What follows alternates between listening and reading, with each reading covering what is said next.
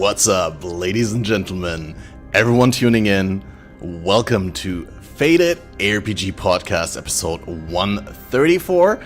I am Catmaster, a streamer with a very sizable nose, and I'm your host for today's show. As always, this podcast is blessed to have the support of our community and the audience. I thank you all for watching episodes live on YouTube, Twitch, or later as audio or video on Spotify, many other platforms. Special thanks to all the Twitch subs, YouTube members, and patrons, and their names will be shown in the outro credits roll. But I'm also blessed to have a rotating and constantly expanding cast of so many different content creators from our ARPG community who come onto and add value to this show for the audience. But one amazing creator doesn't rotate, he's just always here with us. Welcome with me, our refreshing co-host, BalorMage. How are you doing? Hello. Doing fantastic. Finally re-rolled as of today. Courtesy of the patch. You're probably one of the people who got rich, right? Yeah, I know you. No, I'm not. Poor. But I'll fix it, don't worry. Okay, right. Yeah, I mean, you always find a way to get rich if you miss out on such a chance. Right, and now let's get our guests. One of them is so perseverant, usually he's like fish in the water, but even if you take him out of his natural habitat, he is able to adapt and thrives. Good day to you, CrouchingTuna. How are you doing? Yo, what's up, guys? Doing well, thanks. Thanks for having me on again, as always. Bright and early, we rise to talk about all these patches. Yeah, are you already on a second or third build? Balor was just saying he's doing his next build now. Yeah, I just remade my first reroll of the league. Pretty much just like yesterday was the first day, but I'm still working on ironing out some things here and there. Right. What was the original starter? I played a Exsanguinate Miner. It was really good, honestly. Oh, yeah. Really, really good build. I kind of wish I took it a little bit further, but for the for what it did is, I think, really, really good. So I'll probably actually go back and revisit it, like in terms of when I get more expensive gear and all that kind of stuff, just to have it there because it was really, really good. But yeah, now I've re-rolled to Chieftain Fulcrum, which is like probably like one of my favorite builds ever. And just like walking around, it even does like T17s and stuff. So it's pretty good. I re-rolled the Righteous Fire Chieftain for Hinakori. Explodes. Oh yeah, it's really good, yeah. So Hinakori is so good. Hopefully they don't nerf it. Fulcrum, Righteous Fire, it doesn't matter. All of those different builds, it's really just Hinakori's explode. That's what you're really doing. That's the whole build. It's so good. Exactly. Like without it, it's terrible. So some moments last night that I went into, I'm doing T17s for like certain farms. I was just testing some stuff. I bought a Fall Breach, and I basically just like one shot the bosses with it because like you just get an ignite and then they just melt. It's pretty funny. That's so silly that gem is still in the game, by the way. Yeah. But like in cases where like your ignite drops off, you have to like TP out and then come back and just do another one, and then just like, oh, we got him this time. It's so dumb. Like I'm just cheesing, but I don't know. I think that's fun. Wait, so you do half the map to get the Val souls? You go into the boss room, do it once, and then if you didn't get it then you pour it into the map to the other half of the map and get the souls up again. I'm scheduling my looting session around like knowing that I might have to take multiple attempts at the boss if I fail. So I kind of like just put a portal in front of it, and then my inventory's full, so I go up to it and I do the Val Breach, and if he doesn't die, then I just like log out, go back, clear a little bit more of the map, come back. It ends up being like actually really efficient because I'm clearing the map super fast, right? The only thing is the boss. So, and I figured like it's still worse if I don't do the boss, but if I can, right? Why not? Have you, now that we're talking about boss, have you guys experimented at all with the Affliction Wisp node? I forgot the name, but the one that makes, when less than 50 monsters left in the map, makes it so that the bosses are affected by Affliction Wisps? Yep. It's great. Is it? I mean, do you get any more loot? I just feel it's like the same challenge as last week, but like not the same loot. If I had to guess, which is all it is, I would say it's roughly the same as having about 800 to 1,000 of each color that it picks. So like best case scenario gets hit with all 3. It's like you've got 800 of each juice, which compared to last league is nothing, but compared to not having it is still quite a bit. So I'm okay with it. Well, without wanting to interrupt the topic, I feel like this is the perfect time to introduce and announce and welcome back a guest who's been on here with us a number of times. It's the first time since the Forbidden Sanctum over a year ago that we managed to make it happen. Welcome with us, the one, the only, the Grimroll. How are you doing? Yo, what is up, dude? Sorry I'm late. It was, No worries. You didn't have to say it, dude. We could have just played it as if it was planned. No one would have noticed. No, we had a date with my alarm, but you know, it appears that it did not happen. But that's how it goes. You know what I mean? Yeah, Tuna did say you're going hard on this league. You've been playing a lot last night. Yes. Well, you know, sometimes you just have a little bit too much fun. Yeah, all that Necropolis crafting science doesn't do itself, right? Oh, yeah, or maybe a little bit of Necropolis farming. We'll have to see. So I didn't manage to catch up with your league start at all. With Tornado Shot nerfed, what league starter did you go for? What did I go for? Well, I started for the usual Lightning Arrow, like most people who were playing Ranger, I imagine. But I took a different road than I think most people took after playing Lightning Arrow, and that is to put on a wand. I put on a wand. Yes, because I'm a bit of a risk taker here. You know, I wanted to try something new after 20 years. There's my alarm, man. Okay, well, no, just in time. Just in time. No, dude, I hate that. I hate that alarm sound. It's like burned in my brain because I have the same thing. I wake up with the alarm, I go shower, and then I'm in the shower, and then all of a sudden, out of nowhere, enjoying the warm water, and it's like, and I'm like, fuck, I didn't switch off the alarm. Go out of the shower, like dry off the hand, and like switch it off. Yeah, but we decided to go wander, which you know, is a little bit different. I think most people are playing still bows, which is, you know, for better or for worse, you know, pretty good. But it does require quite a lot of gear to go wander, I have found. Well, which kind of wander? You didn't do the mana scaling wander with the new Kinetic Blast Transfigured Gem, right? No, I did not do that. I decided to go just with the tried and the true Kinetic Blast with Fizz Wand this time, and not Elemental. We're using, you know, do you know the shield? I don't know how to say it, man. The shield from Ultimatum. I don't. Can anyone pronounce that? Maxawatl. Okay. Maxawatl? Oh yeah, the But isn't Machination H Shield. Wait, I swear the H is before. It says Mahu. Mahu Xotl. I'll could be just getting it call it wrong. the Machination Shield. Easy, Yeah, just yeah. avoid the word. Wait, I'm gonna Google this. I'm gonna try and bring it up. Yes, we know the one. Yeah, that one. That but yeah, shield. we played that shield, and we use like all the wand stuff and get with it. And the idea behind it is generally that you're going to be way tankier than a bow character, while having pretty similar clear. And that's been working out pretty damn well. We're also using Defiance of Destiny, which has been pretty nice. And there's a very, very particular reason why we're doing that, but you know, I won't jump the gun here. I'm sure that there'll be a section I can slide in the exact reason I'm doing that. But yeah, we went with also using Nimbus. So that's the ever increasing in price ring, which just doesn't seem to be able to stop. I'm not sure why it keeps going up. What is it right now? Is it still going up? Nimbus. I'm not sure. I think it was 70 divines when I decided to go have a nap on the couch. But it's 78 now. Wow, it just can't stop. It just keeps going. Yeah, should have bought a couple ones. Yep, that's the one. So yeah, and the cool thing about that is you shoot at all your kinetic blasts, they'll come back to you and they go and shotgun everywhere in one place. So it's definitely a lot of fun. And they make I'm the DPS really hard to calculate. I'm surprised that the new alt Ellie hit didn't end up outperforming. The numbers look so gross. KB. The numbers look so gross. I was kind of expecting it just to take over for wanding.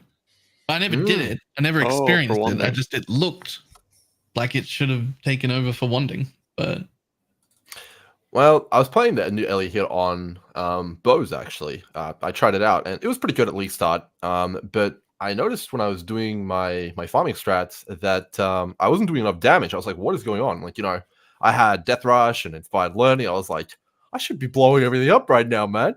And I had the Elemental Hit on, and I decided to take it off and swap back to Lightning Arrow. And for some reason, my tooltip just tripled. I was like, what? How could that be possible? I didn't actually really look into it too much because Lightning Arrow just started feeling way better, and it wasn't even a matter of going into POB and experimenting because I could just feel the difference. I went from like struggling to one-shotting everything. So I'm not entirely sure if it's like the shotgunning of Lightning Arrow that's better than Ellie Hit or the base damage, but maybe you guys can answer that one. But yeah, outside of League Start, I wasn't a big fan of Ellie Hit. I think it's the shotgunning, especially depends on the kind of content you were doing though, right? I think Ellie Hit has like it feels much higher in situations where you're maybe trying to single out monsters more, right? But the fact that Lightning Arrow has like an extra basically like chain, I think when you're cutting into like denser packs, that I think does kind of have an impact because it is a 33%. Like it's like the shotgunning is really strong on Lightning Arrow, and that's like its only real appeal in comparison. But base damage wise, Ellie Hit should take over, especially on single target. So I'm not really sure what your setup was, but I think both there's merit to using both gems in certain situations. I think they're both really good. Just out of curiosity, Grim's the only one who started it. Did you slot in Tornado Shot just to find out how much worse it feels? I did about 0.2 of a map, and I was like, oh, that's not good. Yeah. F in chat, boys. Oh, look, I was expecting it to be bad. I just wanted it to still be good. It's still playable, but yeah, I still think on the top end, like if you have a mirror bow, that's still gonna blast, right? Yeah, I mean, don't you guys have like insane bow builds in like standard from previous leagues where you could just like plug it in and like try it how it feels on a top end setup? Well, that's what I did actually. Builds? Oh, yeah. You did that? I thought have, like in the game. I have my Mirror Harvest character, with my backwards bow and a +1 arrow quiver synth and all sorts of stuff like that. And I had tested it before the league. I took the quality gem off and I put a level 1 sniper's mark and all sorts of stuff like that. And it felt okay. It felt pretty good. And I had also tested Lightning Arrow in a similar fashion, and I don't know. I thought it was going to be okay. I definitely knew that KB was way better than it, and in my opinion, KB is also a little bit nicer in the clear than Lightning Arrow. But I did not expect how bad it would feel with low levels of gear. It was crazy how bad it felt. Yeah. So yeah. Very punishing at low levels now, right? But I reckon like if people are not farming specifically, like choose content, which a lot of people are in this league, right? So it's not a good comparison. But if you were just like in a meta where people are just running through maps and blasting, if you get enough like damage to just one-shot the screen, it would still probably take over just because of the fact that you don't have to aim, right? That's my sort of observation of what I think about TS. I mean, it's possible, yeah. Just like a cozy factor. We'll probably see it later in the league when the people have the money to do the investment. Yeah. Oh, people are rich, man. And the bow. Have you seen the bows in Trade League? Yeah. People are generating like mirror bows for nothing. 1800 DPS bows somehow. Yeah. It is crazy. I was expecting to see that, but only later in the league, not in week 1. I mean, we're gonna get into the crafting mechanic with you guys knowing so much about the endgame crafting already in Necropolis, but it's possible that they may have overshot the buff a little bit. I don't know. But right before you were coming in, Grimroll, we were talking about thorough exploration. Have you tried that? The keystone passive on the Atlas tree that causes empowerment by wildwood wisps. No, I haven't tried that one actually. I haven't done the map boss stuff. I have been doing other stuff, but I do sell the scarabs for it, and they sell quite quickly. So I imagine it's probably pretty good, right? I don't know if you've done it, I mean, I have no idea. I've only been doing it. I'm in a small group found league with like 20, 30 people this time around, so I'm basically SSF. I'm still like very, very early in my progression and all that stuff. But with thorough exploration, I felt like it has all the challenge from last league, but none of the rewards. But maybe my sample size is just not big enough. It's just the good old, like 2-3 minute oak fights and stuff like that. But maybe my build is just too bad. Well, I think this league, there's a case of like we might be missing something because everything is so fresh and new. Like if people are buying scarabs for it, as Grim said, like there must be something to it. Yeah, mine felt more rewarding. I was using him with a destructive play atlas because I league started poison SRS and I can't do the blasting stuff, so we're gonna do other things. I did destructive play with it on, getting 3 extra bosses and a Shaper Guardians, all with wisps in it in one room. There's still a lot on the ground, like a lot. It's definitely still having a decent impact on the loot I'm getting. So how does it work exactly? Is it I know that you can add an additional unique boss per shrine, and then does destructive play then give you like a pack of bosses per shrine with the destructive play? No. The extra bosses per shrine is just, extra good scarabs, extra boss maps, all the sort of things the bosses drop. Then the destructive play doesn't come into account until right at the end. And then if you with the actual map boss full cleared, then all the destructive plays also get the harvest juice stuff. Okay. That makes sense. I think it's not uniform though, right? I think I also randomly gives them 1 to 3 juice. Like you can have 3, and I do often have 3, but sometimes it's just yellow, sometimes it's just purple, whatever. Or sometimes just 2, yeah. It's never none though, as long as you're under 50. So when I was doing it, I was doing Shaper Guardians because how do you have more than 50 left on any of those maps? Like if you're intending to clear, you can't miss in those maps. So I was just doing Shapers. It was noticeably more. The juice is insanely good, but it's still probably not as good as just blasting things is. So, yeah. Right. One thing I definitely need to talk about before we go into the nitty-gritty of the endgame juicing and the grave crafting and all that stuff is there was this 20-hour window after a patch where people spammed maps in the hideout to abuse the system and fish for approximately 1 in 100 devoted mod that give you a small chance for divine drops. And a relatively small set of players from the overall player base managed to get extremely rich because they had access to a large amount of maps to do exactly this strat. What are your thoughts on that? Like, I don't want to put any words into your mouth, but I've heard from some people in my community that they find it really demotivating how that was handled, that it was rolled back so quickly, and not everyone had the chance to farm out these divines. It shouldn't have come in the first place, right? Like, it was just kind of a mistake. And I think in general, like, GGG, this is like the one thing I think that I can really fault them on for this league. Because even on like day 1, that was like one of the first things that I thought, like, wouldn't you just be able to just cycle maps in and choose your buffs and go, right? Like, it was just kind of obvious to me that abuse cases would arise. So it was one of those things where like they kind of messed up on that. And then the buff was just a little bit like I was fine with the buff and happy, right? Like I didn't particularly spam maps myself. I just ran maps and happened to luck upon one. But yeah, I think it does suck for people who got left out. But the thing about this league is it seems like there's so much unknowns that there's a lot of FOMO going on, and there's new strats and all that kind of stuff. So it's easy to be like upset about certain things, but at the end of the day, I know it sounds like a little bit like but just like try to focus on like one strat and one thing you enjoy and just blast that, and you'll get rich eventually, because there's a lot of really valuable and like good stuff that you can farm at any point in time.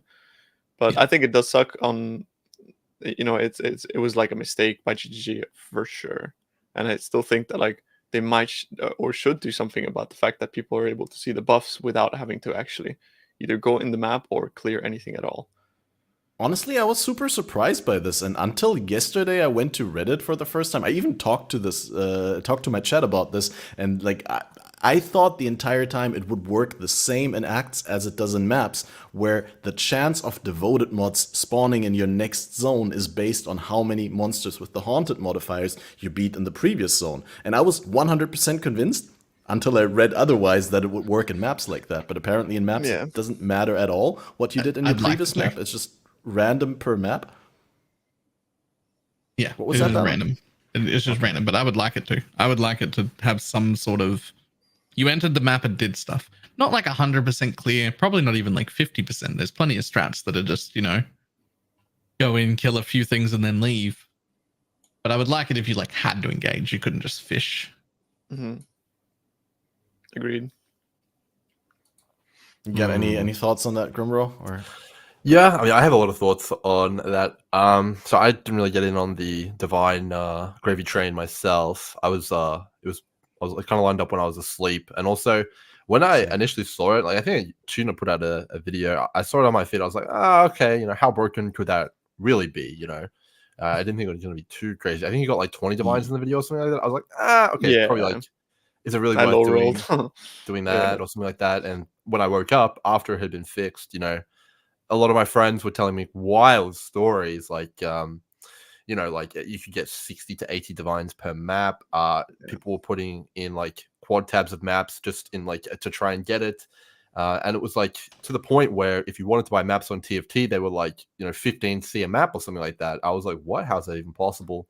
And the frogs and stuff like that were like 2 div each. And what was really crazy is what it did to the economy so fast. Like, I mean, I'm getting this info secondhand, so this could all be completely like over exaggerated, but maybe you guys can correct me. But apparently divines just started going to 0. Like everyone was dumping it. It was literally the meme. 90. Dump it. Get rid of it. And what was really interesting is like everything else started hyperinflating. Like apothecaries went like to the moon, nemesis, everything went up. And then the second the hotfix happened, everything started crashing again. So a lot of people lost a lot of money from that as well. So it was like a double-edged sword. It was kind of like the Delirium Solstice Vigil thing all over again. So it was pretty bad. But I'm actually of the opinion that we're still in a similar situation. I think that there's a very high possibility that they might nerf something that is currently underway. And if they don't, it's just going to be Affliction again or worse. Like there's a reason that I alluded to the Nimbus thing earlier. I don't think it's going to stop going up. And that is because everything else is probably going to become worthless. Yeah, sounds painful. That's a bit of a bombshell. Maybe not everything, but a lot of it. I don't know if you guys have seen the strategies people are doing lately, but there is an overabundance of materials, which generates a strategy which just creates too many things, is my opinion. But we can get to that when you want to. I mean, sure, let's go for it. I have like some adjacent topics, but if we're already at it, go for it. You mean oversupply of grave crafting materials specifically, or you mean other crafting materials? Or so there's, I think, 3 things that will be hit the hardest. It's fractured items, uniques, and scarabs. I don't think there's any way that they can maintain any sort of price. I mean, but that's kind of impossible at the same time, which makes it a little bit difficult to understand exactly what's going to happen. To give you guys a bit of a anecdote here, so we found a strategy where once we started doing it, we made 3 Mage Bloods in one day just by using it in the economy. And it just one map generates 400 scarabs, and we're not using the Scarab Allflame either. So like I don't know how sustainable that is. You can also do it solo. Maybe you won't get quite as many scarabs. We're doing it in a 2-man just because they're so hard, the maps. But like, I mean, like if you don't like use Scarab Allflames, like, and you get that many scarabs, it's pretty ridiculous, right? I think on Reddit someone generated 2,400 scarabs from one map. And for those who don't know, it's the Allflames that are doing this. What was that? 24 10 maps. It was 10 maps? Okay, well, I mean, then I'm generating even more than that guy. I thought I'd be generating 4,000 without Allflames. Without the Scarab Allflames. So how many? I got on my calculator. Yeah, but that's insane. That's so many more than you can use in every map. It's crazy, man. I'm telling you, it's nuts. I did 5 maps and I got 1,400 scarabs. So that is crazy, right? And I think you can probably juice it up a lot more than us as well. Like it's absolutely out of control, man. The Allflames are completely ridiculous. So yeah, it's Affliction again. But what can? Okay, so let me explain the full strategy to you guys so that you have. I'll stop being cagey with it. So what is doing all this? Well, this is what is doing all of this. So if you guys are familiar with Strom boxes, you guys will know that they contain all the monsters from the map. So if you've got sea witches in the map, when you click a box, it will spawn sea witches. Yeah. Are you guys with me? Right. Yep. So if you put an ambush scarab in a map, technically you're getting way more monsters, and it's the natural inhabitants of that map that you are spawning more of. And this league, you can replace the natural inhabitants of maps with Allflames with other monsters, and those monsters have itemized rewards. For example, chance to drop a tainted currency item. That's like the beyond one. So if you put that Allflame on one of the packs, and then you start clicking on strongboxes, comparatively to other players and perhaps how they intended to balance it, you're going to get substantially more tainted currency from that Allflame, right? Now, you can push this to absolutely ridiculous points, which, obviously has created scenarios that we're seeing now that I'm trying to describe. So this gets really broken once you start using the monstrous treasure, because it not only puts all the monsters in the map, but it also spawns additional monsters as well on top of that. But what makes it even more broken is the nodes on the tree, which allows you to open strongboxes an additional time. And that stacks additively with a new scarab, creating a situation where you can sit at a strongbox and open it not once, not twice, not 3 times, not 4 times, not 5 times, but sometimes like 6 or 7 times. And you just get this massive just of loot. And it's just disgusting. So yeah, it's pretty crazy, man. But it doesn't stop there either, because you have some of the Allflames they added with the hotfix emergency, oh no, the league's gonna die patch, are just completely out of control. So of course you have the scarab one, which is probably the easy answer. Okay, well, you can drop scarabs, which is pretty good. But the one which is actually completely broken and has no place being in the game is actually the Rogue Exile one. It is unreal how broken it is. So if you guys don't know what it does, it's called like the Allflame of Anarchy or something like that. And it replaces all monsters in your map with packs of Rogue Exiles. I think it's, maybe someone can correct me, but I think it's like 4 or maybe 5 Rogue Exiles per pack. I don't know. You guys maybe know. I think that is about correct. I think like 3 to 4. 5, 4 to 5. That's not wrong.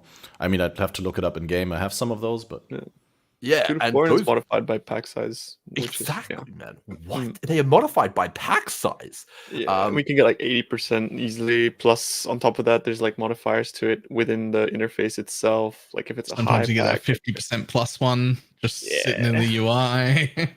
Yeah, man. Like exactly, 50% pack size. You get 1200% increased quantity. Like it's wild, and you get the end result is you get like hundreds and hundreds of Rogue Exiles in your map. You put them all in the box, and then you have more chances of spawning even more of those hundreds of Rogue Exiles by opening them again and again and again and again and again. And overall, if you take the Scarab node, which gives you 200% increased chance for a Scarab from unique monsters, because of the way that the game treats unique monsters and the insane quantity multipliers and all sorts of stuff like that on them, you literally just drop hundreds and hundreds of Scarabs.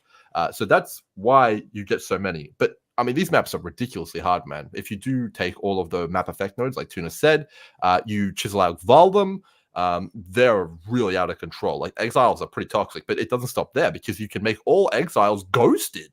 So it's like ghost busting as well. You're ghost busting as well, man. It's crazy. The exile was just a mistake, wasn't it? It was so it's so stupid, but it doesn't even stop there, bro. There's so many crazy layers to that, but did you mention the one where unique monsters drop uniques or something like that? Because I think Leidy mentioned the unique farming strat. Yeah, I mean, we heard that Root 2 was doing that today, right? And we actually previously weren't doing that. I'll get to the thing that we were actually doing in a second here, because the Scarabs were just the gravy, man. We weren't farming Scarabs. They were just for free, bonus. But yeah, they the unique Scarab, it says that every unique monster drops a unique item. And you literally just get hundreds of uniques per map. And the thing which is crazy is these uniques. I can't even talk. These uniques are not trashed here, right? They're weighted in your favor. It's better than normal drops. It's not like 10,000. So like Nameless Seer. Well, okay, I'm not sure if I would go as far as Nameless Seer, but we did like 3 maps with it today before I fell asleep on the couch. It feels bad.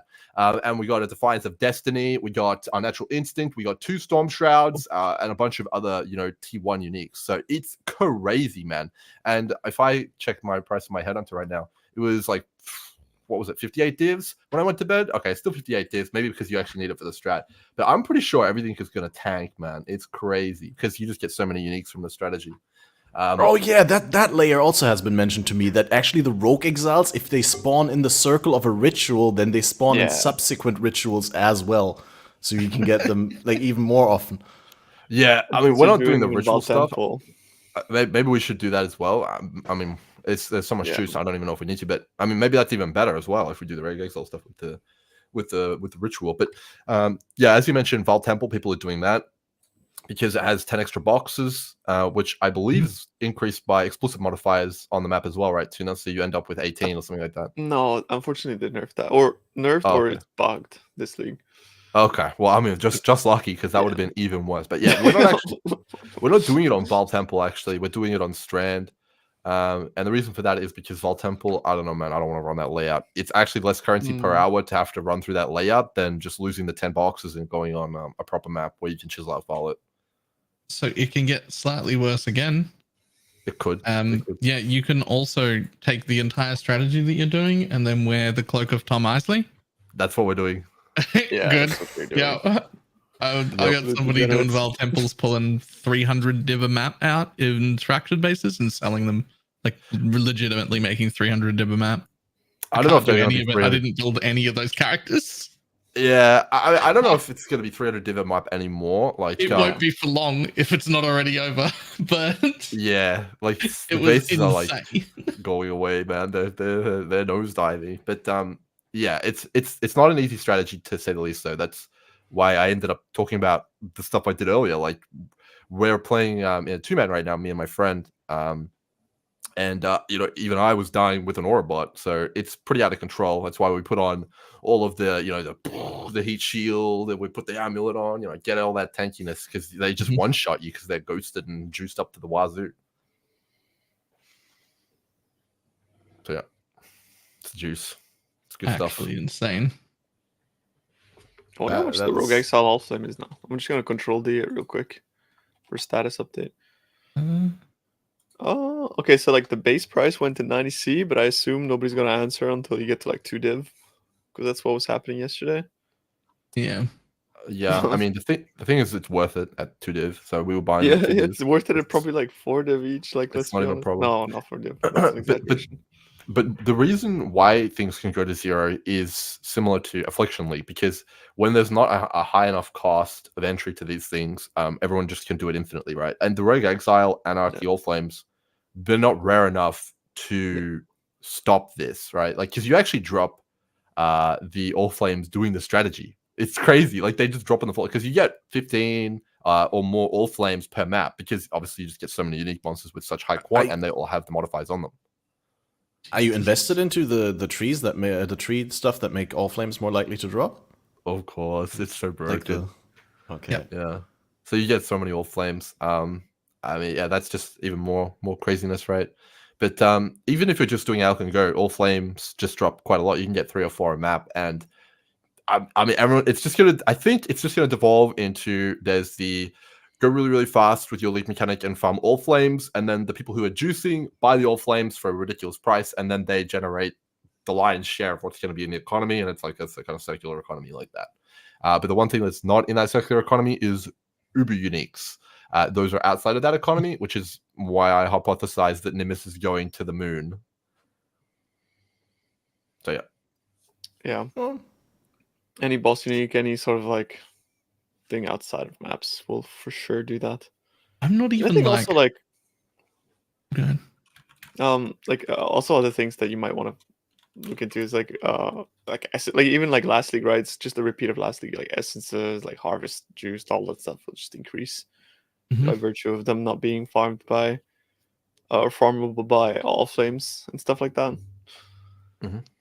That's why last league gave me a lot more insight than I thought I'd had in the past, because like, yeah, that sort of stuff happened last league, but then there were so many strategies that were really good because of it.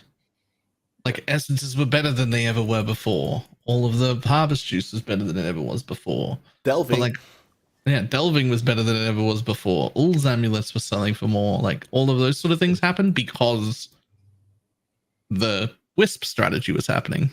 So if this devolves into the same thing, the other thing that goes up to the moon is people willing to do the other farms.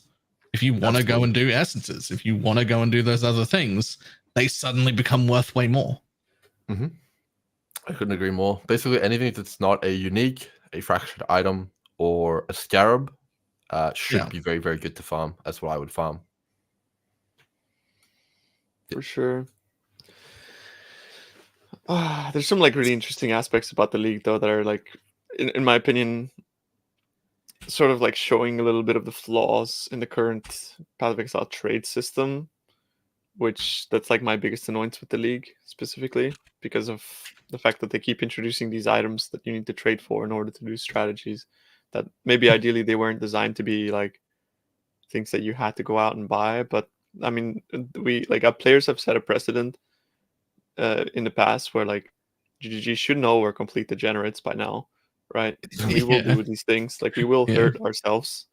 So the fact that like they didn't really like see it ahead of time, I think it's like, come on. It's like at this point we're past beyond the point of like being naive of like, oh, players are just gonna put 1 or 2 of these on their maps and it's gonna be all fine. It's like, bro, like people are putting like 6 or 7 Val Temple, all scarabs. Like degeneracy is like the name of the game in softcore trade specifically. So I think that's like starting to really show some of the flaws in the trading system, and it's really annoying these days to trade for stuff, especially since like this was supposed to be the quality of life. You no longer have to use TFT League, right? And now you're just more incentivized to do so. Yeah, I mean, it's pretty rough. One thing I didn't mention is that these strategies we're actually not a 2-man. We're in the maps with a 2-man, but we're actually a 3-man because we have my friend trading all of the fractured items we're pulling out. He likes that. His name's Elishar. He likes to dude. I've got all of these crafting items I'm messing with. He likes all that stuff. So he's been doing that, and we've been splitting it 3 ways. So I mean, the strategy is very much we're doing it as a group. So I would completely agree with Tuna. If you were doing it solo, oh man, there would be too much to do. You'd have to buy the Allflames, buy the Scarabs. You'd have to run the maps, which are super hard. Then you'd have to sell all the fractured items. It's very much a full operation. Yeah, better or worse. And then on I think top it's of that, very much not fun. Could happen anywhere that stops it because they've already changed the league. You could buy 3 days worth of juice, and then they could be like, actually, no more. I feel like it's too late on this one. I think that's out of the bag. I think that would do more harm than good if they turned it off now. It's kind of it is what it is. It would do harm to retention, but it probably would. I mean, does it not do more damage in the long run if the economy gets super broken within the first 2 weeks of the league? I mean, quite possibly. It's I mean, you might be right. I don't exactly know what they're gonna do because it's on another level, right? I mean, you can do it solo, but it's pretty hard. I mean, I think it's sort of like affliction, right? Like, I think the economy is always going to adapt. Like, I think the economy aspect, like, you shouldn't worry about too much. I think it's just generally like what you should worry about is the player game loop, like, because this is going to make, first of all, like a lot of FOMO, but the people that are playing it are also just not having fun when engaging with the trading system and all that kind of stuff. So it's like, like fuck the economy. Like it's just terrible to play it otherwise. Like so people are gonna like quit over this because people just want to kill mobs, right? Like they don't want to like sit around and every map like go out and like open a Discord and buy like a couple Allflames and like, do you know what I mean? It's like the economy is like one thing, but what you should really be worrying about is like players just basically like killing the enjoyment for themselves, which I generally am completely unaffected by this sort of stuff, but I want to try the new stuff too. But then as soon as I like actually like go out and try to engage with these things, like of course I have to, like I'm doing this myself, like playing as a solo player, I try to go out and like do things myself, and after like 5 minutes of training, I'm like, I just want to like put a map in, right? Like I just want to kind of like play my character and have fun, but that's not what's going on, unfortunately.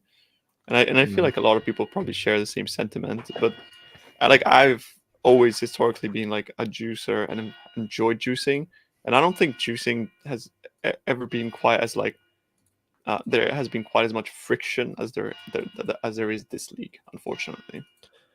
I don't know if I agree with that completely. So I've been playing solo and been playing in a group. I've been ping-ponging between it this league. Because it's what's most fun for me. But if it was me, I definitely wouldn't be doing the fractured item exile thing. That's for sure. But I would just be buying Allflames. Like you just, I mean, you can find people who have multiple by using the trade site, or you can go on the Discord servers. And I think there's definitely plenty of Allflames which you can make an absolute killing for, and you can be like, hey, can I buy 10 of these? Because I have a quad tab full of Allflames. I could sell all of those to somebody, and I have all of the types as well. And there's a ton of Allflames which are worth a lot of money. The Catalyst one, for example, I would probably try running that. I think it could be pretty good. But I fully agree that there is some serious friction with Allflames, considering you use 3 or 4 of them a map, and if you run 10 maps, it's already 40 of them, and no one has bulk of 40. I'll tell you that much, unless they're like some Allflame mogul. You guys hear the bells? That is the loudest bells ever. Yeah, we can't avoid it anymore. Yeah, Tuna, I've been muting you in between when you're saying things, but if you could do it yourself, because I'm afraid I'm going to be muting you when you try to say something. So, but it's actually crazy. I mean, I can edit it out in post for the upload, but for the live show, it's actually crazy. But I thought this was a funny comment here. ZB said it's the funeral for D4.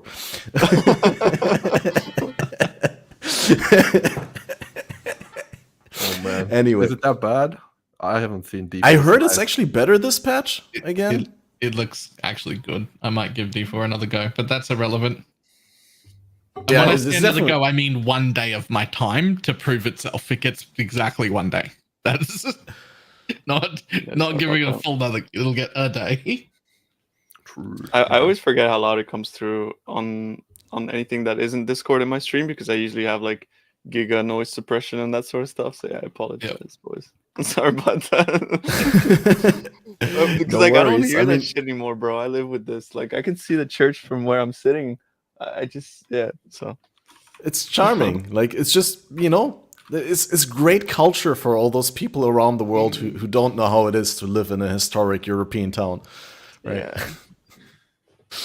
Anyway, there was, now that we're talking about endgame juicing and the spot of that in the game, there was a sentiment like all the scarabs have been reworked. There's tons of new scarabs. A lot of people on League launch did go and open a ton of veiled scarabs, right? And the rarity of some of the scarabs apparently was insane. People opened thousands of veiled scarabs and they didn't get certain scarabs, right? And then there was a patch where they reduced the amount of the more common scarabs and increased the ones of the rare and more interesting scarabs, but they also made some more rare. Like, how do you evaluate the overall rarity of scarabs right now? And do you think there should be some that are ultra rare, that are a rare treat, like a mirror or a headhunter drop that you only get to play with occasionally or at the very top end of the economy? Nah. Give me all the scarabs.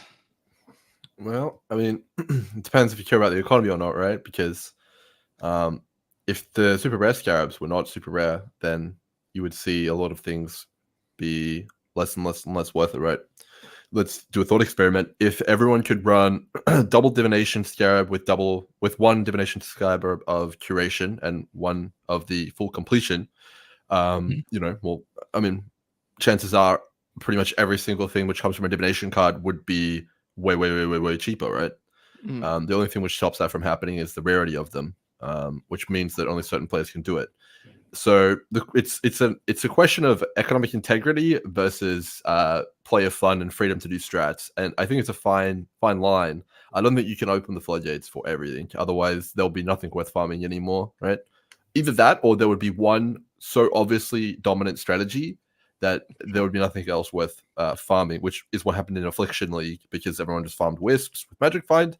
No one really did anything else unless it was so adjacent to that the Wisps had no chance of giving it, like you said earlier, Balor. Don't you think that's just strictly a problem of just how much power one scarab has specifically, rather than it being... Because like they could like nerf the scarabs by 10 but increase the drop rate by 10, right? If the divination scarab was at 2%, it would still be good.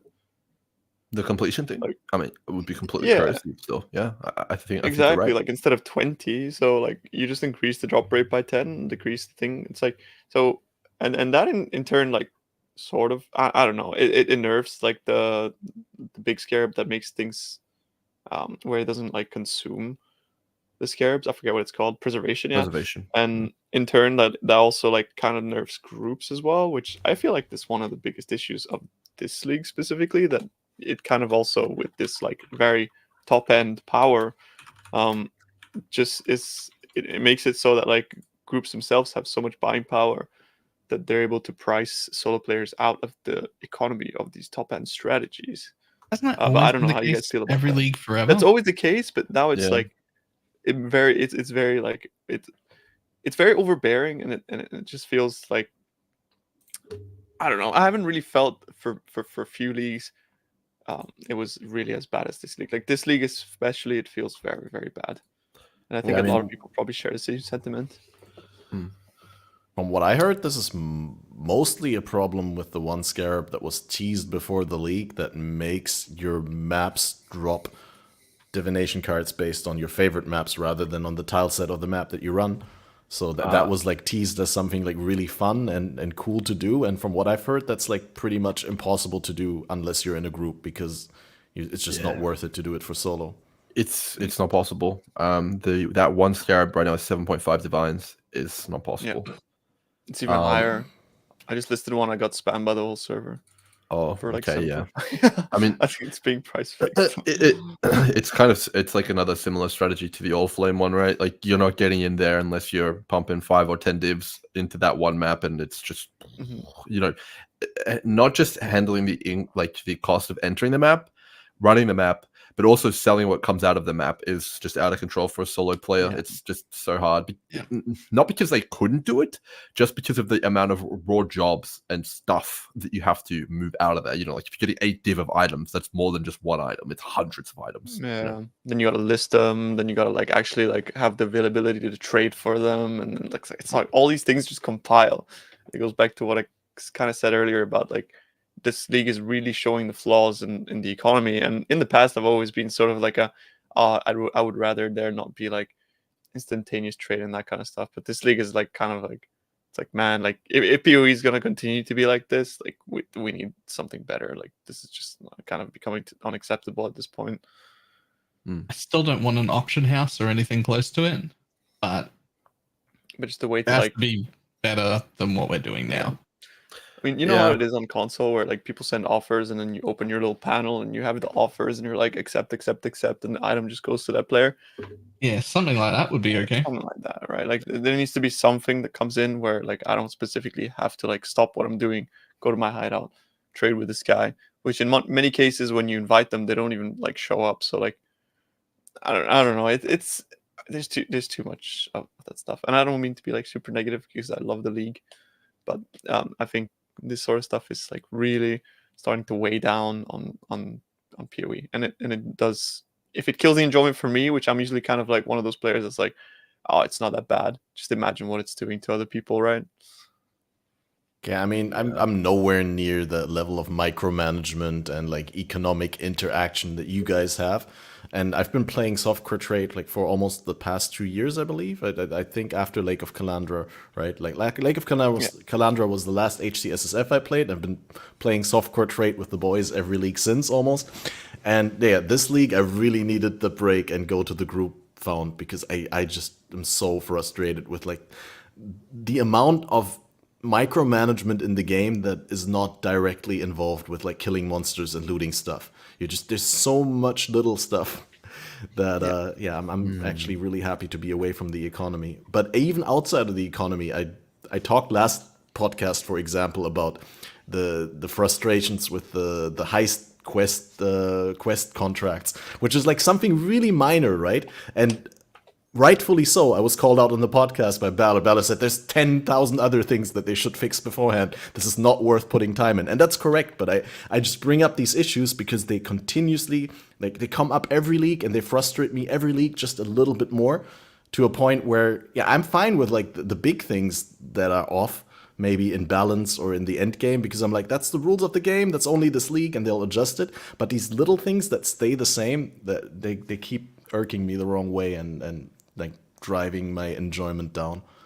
I mean, just going back to your point earlier that you brought up with the scarabs, it's just another example of the crazy whiplash that happened. So they actually rebalanced the drop rates of all the scarabs like midway through the league. It was crazy. So a lot of the rarer ones became more common, and a lot of the more common ones became rarer. And if you guys didn't know, the divination Scarab of Completion was actually the one to have. That's the one which makes them drop in full stacks. That was like 10 or 11 divs. And the curation one, which is now the expensive one, was like 3 or 4 divs. And curation one is the one with the favorite maps, just for context for the people. Exactly. And now they've reversed, right? It's crazy. And a lot of other scarabs which were previously super rare are now super common, and a lot of ones which are common are now rarer. And it's like, okay, well, have fun with even more economic whiplash, It's pretty interesting how quickly they're changing everything. It just in the first week alone, it's wild. Like, even I can't keep up with it. All right. So 2 things. One, do we think it's good as like a habit to be quickly reacting to things they don't like, even if they're going to get some things wrong, and changing stuff a week into a league? Because I actually do think it's good. I think I would like it a bit more if I was expecting big changes like that. Like if it was the, expected thing. The only bit that I don't like is that it was a surprise.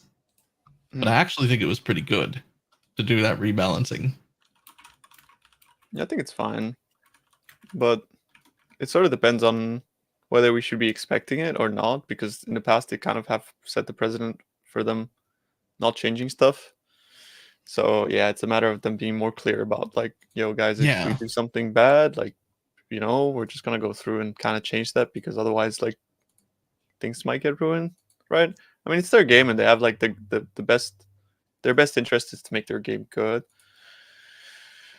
I mean, I don't blame them at all for trying to do that, right? Like that's absolutely fine. Who am I to say like, no, keep the broken stuff in or whatever? So the other thing that for me, we're talking a lot about like, basically all these things are like 1% of problems, and they're problems that we all face, but I'm seeing a bigger problem that doesn't really affect me that much, which is a lot of the casual people watching don't seem to have anything they can find to farm and make money. There used to be one of my favorite adages to give people was sending them on what we called Grim and Go strats, which is like from the past. Grimroll often did a whole bunch of like, here's some like minimal investment shit where you basically just have this one cheap 2C scarab and these maps that self-sustain, and you just blast this and you can make a ton of money, right? And I am struggling to find farms like that where they're just like super minimal investment that give anything. I mean, I did actually post a strategy just like that. So before I got into being a degenerate with Exiles, I was farming Harbingers, which I thought it was a pretty good strategy. I mean, we're not breaking records here, but it was just 2 Harbinger Scarabs. I polished Harbinger Scarab, I can't remember what it's called, and the gilded one. And it's not going to break the bank. I think it's like 15 CMF maybe. It's not too expensive, and you get a lot of the scarabs back because you favorite the Harbinger scarabs to drop and you block all the others and stuff like that. And I thought it was pretty good. It's like 13 or 14 divs per hour, but I mean, my friend laughed at me, right? He's like, bro, you're not doing 50, it's trash. It's like that affliction kind of mindset is still here and it's not going away, you know what I mean? So people are getting mad. 15 hours insane. It was like insane actually. I mean, like not even getting close to that.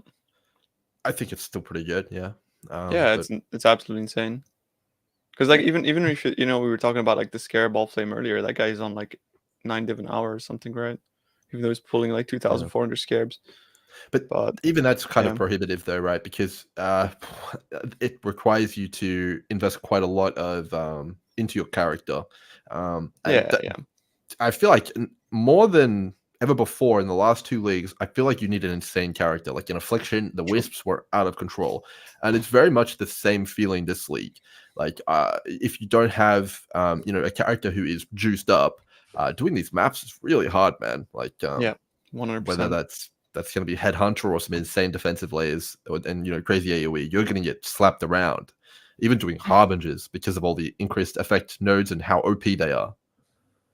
Yeah. Has anyone else? You've probably seen these huge ass. Sorry, I didn't want to sidetrack. I'll keep it. You go first, Tuna.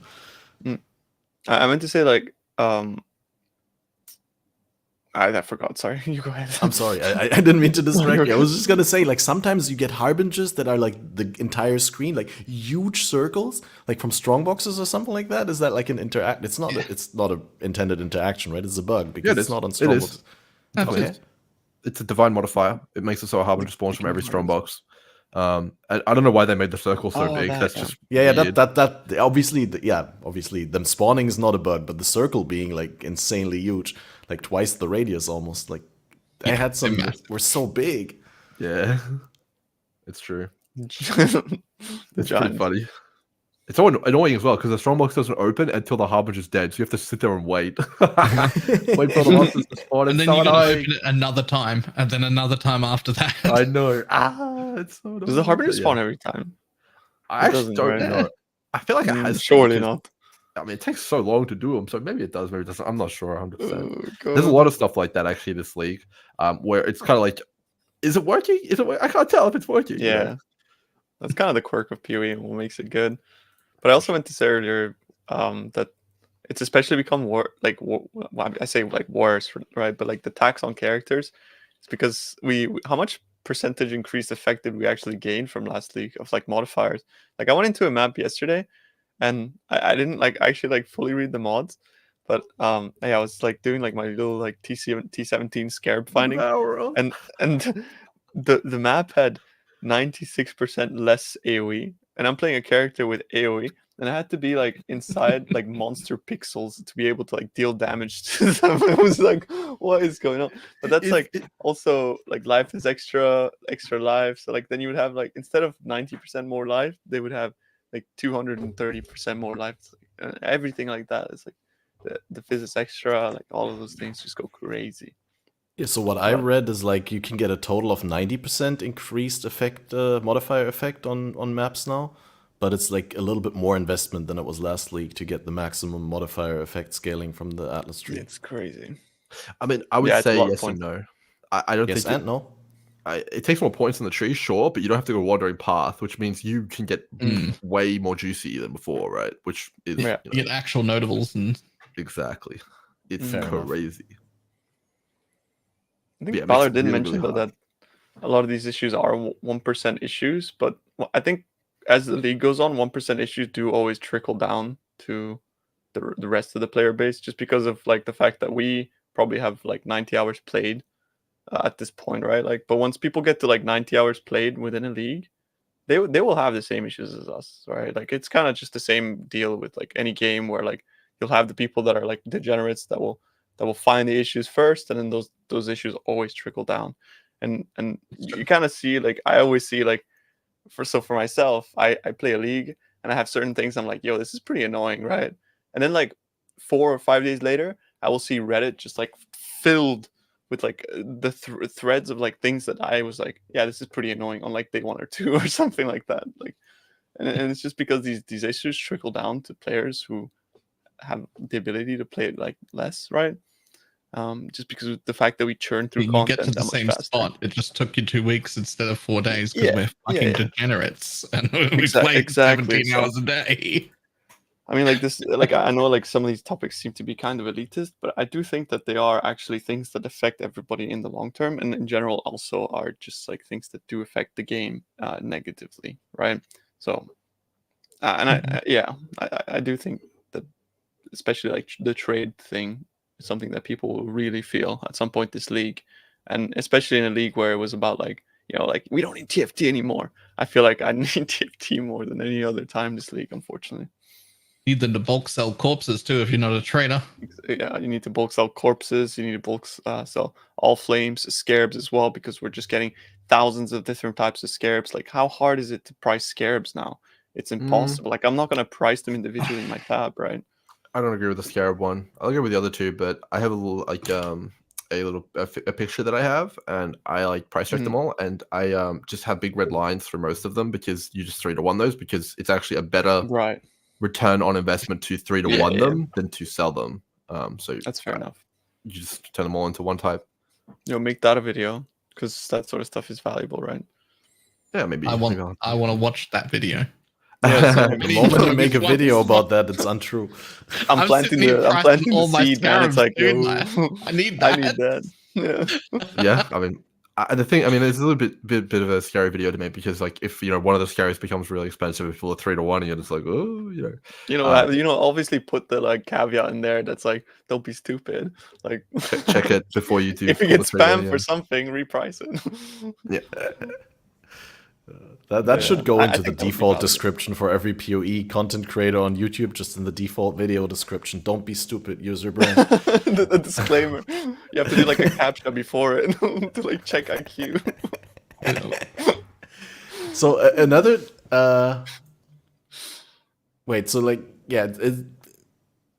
with so many different scarabs existing, this is something that has been brought up to me with new players or like people who are not at the top end but like fairly casual. They said like previously it was very clear, right? You had like different types of scarabs and tiers of scarabs with the 2D graphics, and you knew which one was the more valuable one and which one wasn't. And now with them not being strictly better versions of the lower tiers, but you have like just different effects per scarab, it's really hard for a lot of people to know exactly which ones are the valuable ones and which ones aren't. So definitely maybe release that chart, that overview chart eventually. I mean, in terms of the art department, and whoever like assigned the art to the scarabs, I mean, it's pretty objectively clear they failed, right?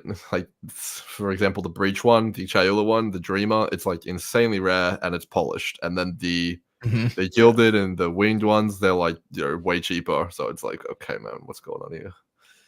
Like, overall, I really, really like the scarabs, but the order they've been picked in is a bit deceptive. Like the effects are cool, but if I feel like we could sit there and be like, that effect should be on the best one, clearly. This effect should be here.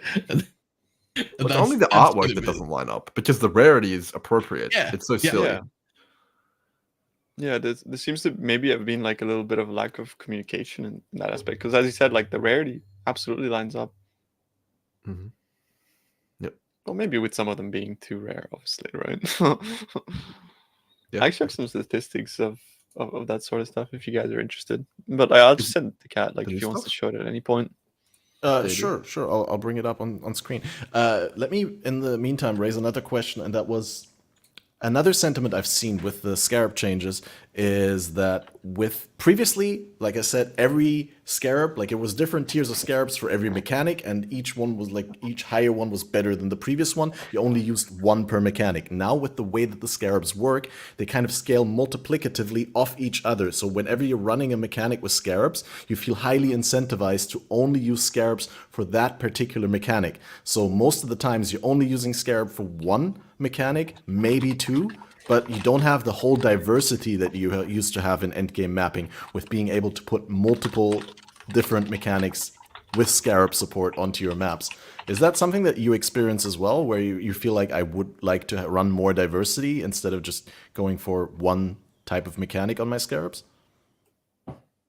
Not me, no. I don't feel think like it bothers me. I feel like I'm running multiple mechanics because, like, I have my main mechanic, which you always did, like, in the past. I mean, maybe people did run two main mechanics, but I didn't. I always ran one. It was either Legion, Breach, or something like that. And then you have your auxiliary mechanics, but instead of getting them from Sextants or Scarabs, now I get them from the tree with my extra points. So it's no different to me. Maybe I'm the minority there. No, it's just an adjustment of getting used to like the extra, like the supplementary mechanics now have to come exclusively from the tree, which is the first like few days threw me a little bit because I was like, oh man, I want to put in this and this, and then I just had to like mentally switch of like, no, scarab the mechanic like I've always scarabed the mechanic. Pick supplementary mechanics that don't require scarabs to be good. There are plenty of them. Pick those, put your extra points there. Everything became okay. It was just like a weird adjustment is all. Yeah. Maybe the thing that they're feeling is that they don't want to spec into another mechanic because the opportunity cost of a point on the tree is now absurd, right? Because you can get Scarab Chance, you can get increased effective modifiers, there's just so much good stuff you can get. And it almost feels like if you don't hit 100 of the lead mechanic, you may as well not even hit any, right? Because, you're not getting it every map, your strategy doesn't feel complete. So I definitely can feel why people would feel that way. But for example, on the Harbinger strategy, which I posted to YouTube, I think it's got 100% of Delirium, but it's only got like a little bit less 84. if you wanted to run beyond. Like you can't realistically get 100% beyond if you want to be efficient with your points. So maybe people are feeling a bit bad about that. It's like, well, I want beyond on every map, but I can't get it. But it's so much better than what it was last league, right? Yeah, in that regard, because like you could like just being able to have these mechanics be consistent. I think the consistency side of things is the thing that I think is like really valuable, right? Like just being able to sort of be like, it's there pretty much every time I open the map, so you don't feel like you're ever really wasting maps, if you know what I mean. Even if it's like an 80% chance, that feels like it's pretty much there all the time, right? Yeah, I would agree with that. I really like what they've done to the passive skill tree. Like the Alice passive skill tree is just amazing. Like it's the best thing that they've put in the game in forever. Really, I think it's amazing. Really, like the Atlas passive skill tree in general, or you mean the changes in general, like just in general, like they keep making it better and better every league, and I really love the fact that they've added the league mechanic itself to it. There's so many options on there. There's now like ways to force mechanics and really like so many little synergies and things that you can combine. Like it's just genius. It really is. I agree. Although I kind of feel a little bit weird about PoE in the last 2 leagues because for Affliction, you know, I was like kind of like, okay, you know, I'm coming into this. I got my plan. I got some strats I want to do. I had a pretty good idea of what I wanted to do with the league, and that all got thrown completely out the window when I realized, and everyone realized, how broken and hard Wisps were. You know, all my plans went straight into the trash can. So I had to change my build. I had to change what I was planning on farming, and you know, that was fine. It was fun. But you know, that happened again this league as well, and you know, all of the stuff which I had planned just became completely irrelevant. So it almost feels like, you know, when you've got a favorite movie and then the sequel, like it's got completely different characters in it, and you're like, well, it was good, but you know, it's not what I was expecting, and it's like kind of a different kind of enjoyment. I don't know. That's kind of how I've been feeling about PoE. So that's a really good analogy. The changes are good, but it's kind of making me feel a bit weird. So that's kind of it's like The Last Jedi, except the part where it was good. Oh, I didn't watch any of the Star Wars movies, so I wouldn't know. I think that's a really good. That's a really good analogy because I have felt the exact same way. Right now, I kind of like I'm welcome to embrace the unknown, but at the same time, there's you can't just go into a league and be like, I'm gonna do this, because as soon as like the things start getting figured out, then you have to like kind of adapt to it. I don't know whether that's a good or a bad thing, or whether people enjoy that or not, but I do actually agree with Grim on that one for sure. Is that more like an economy-driven thing, or is that just like a community thing? Because like as the community shares knowledge about what the best strats are. I mean, the economy is one thing. That's completely fine. And honestly, that's the easiest to ignore, especially if you're playing as a more casual player. If you don't want to engage in that, that's fine.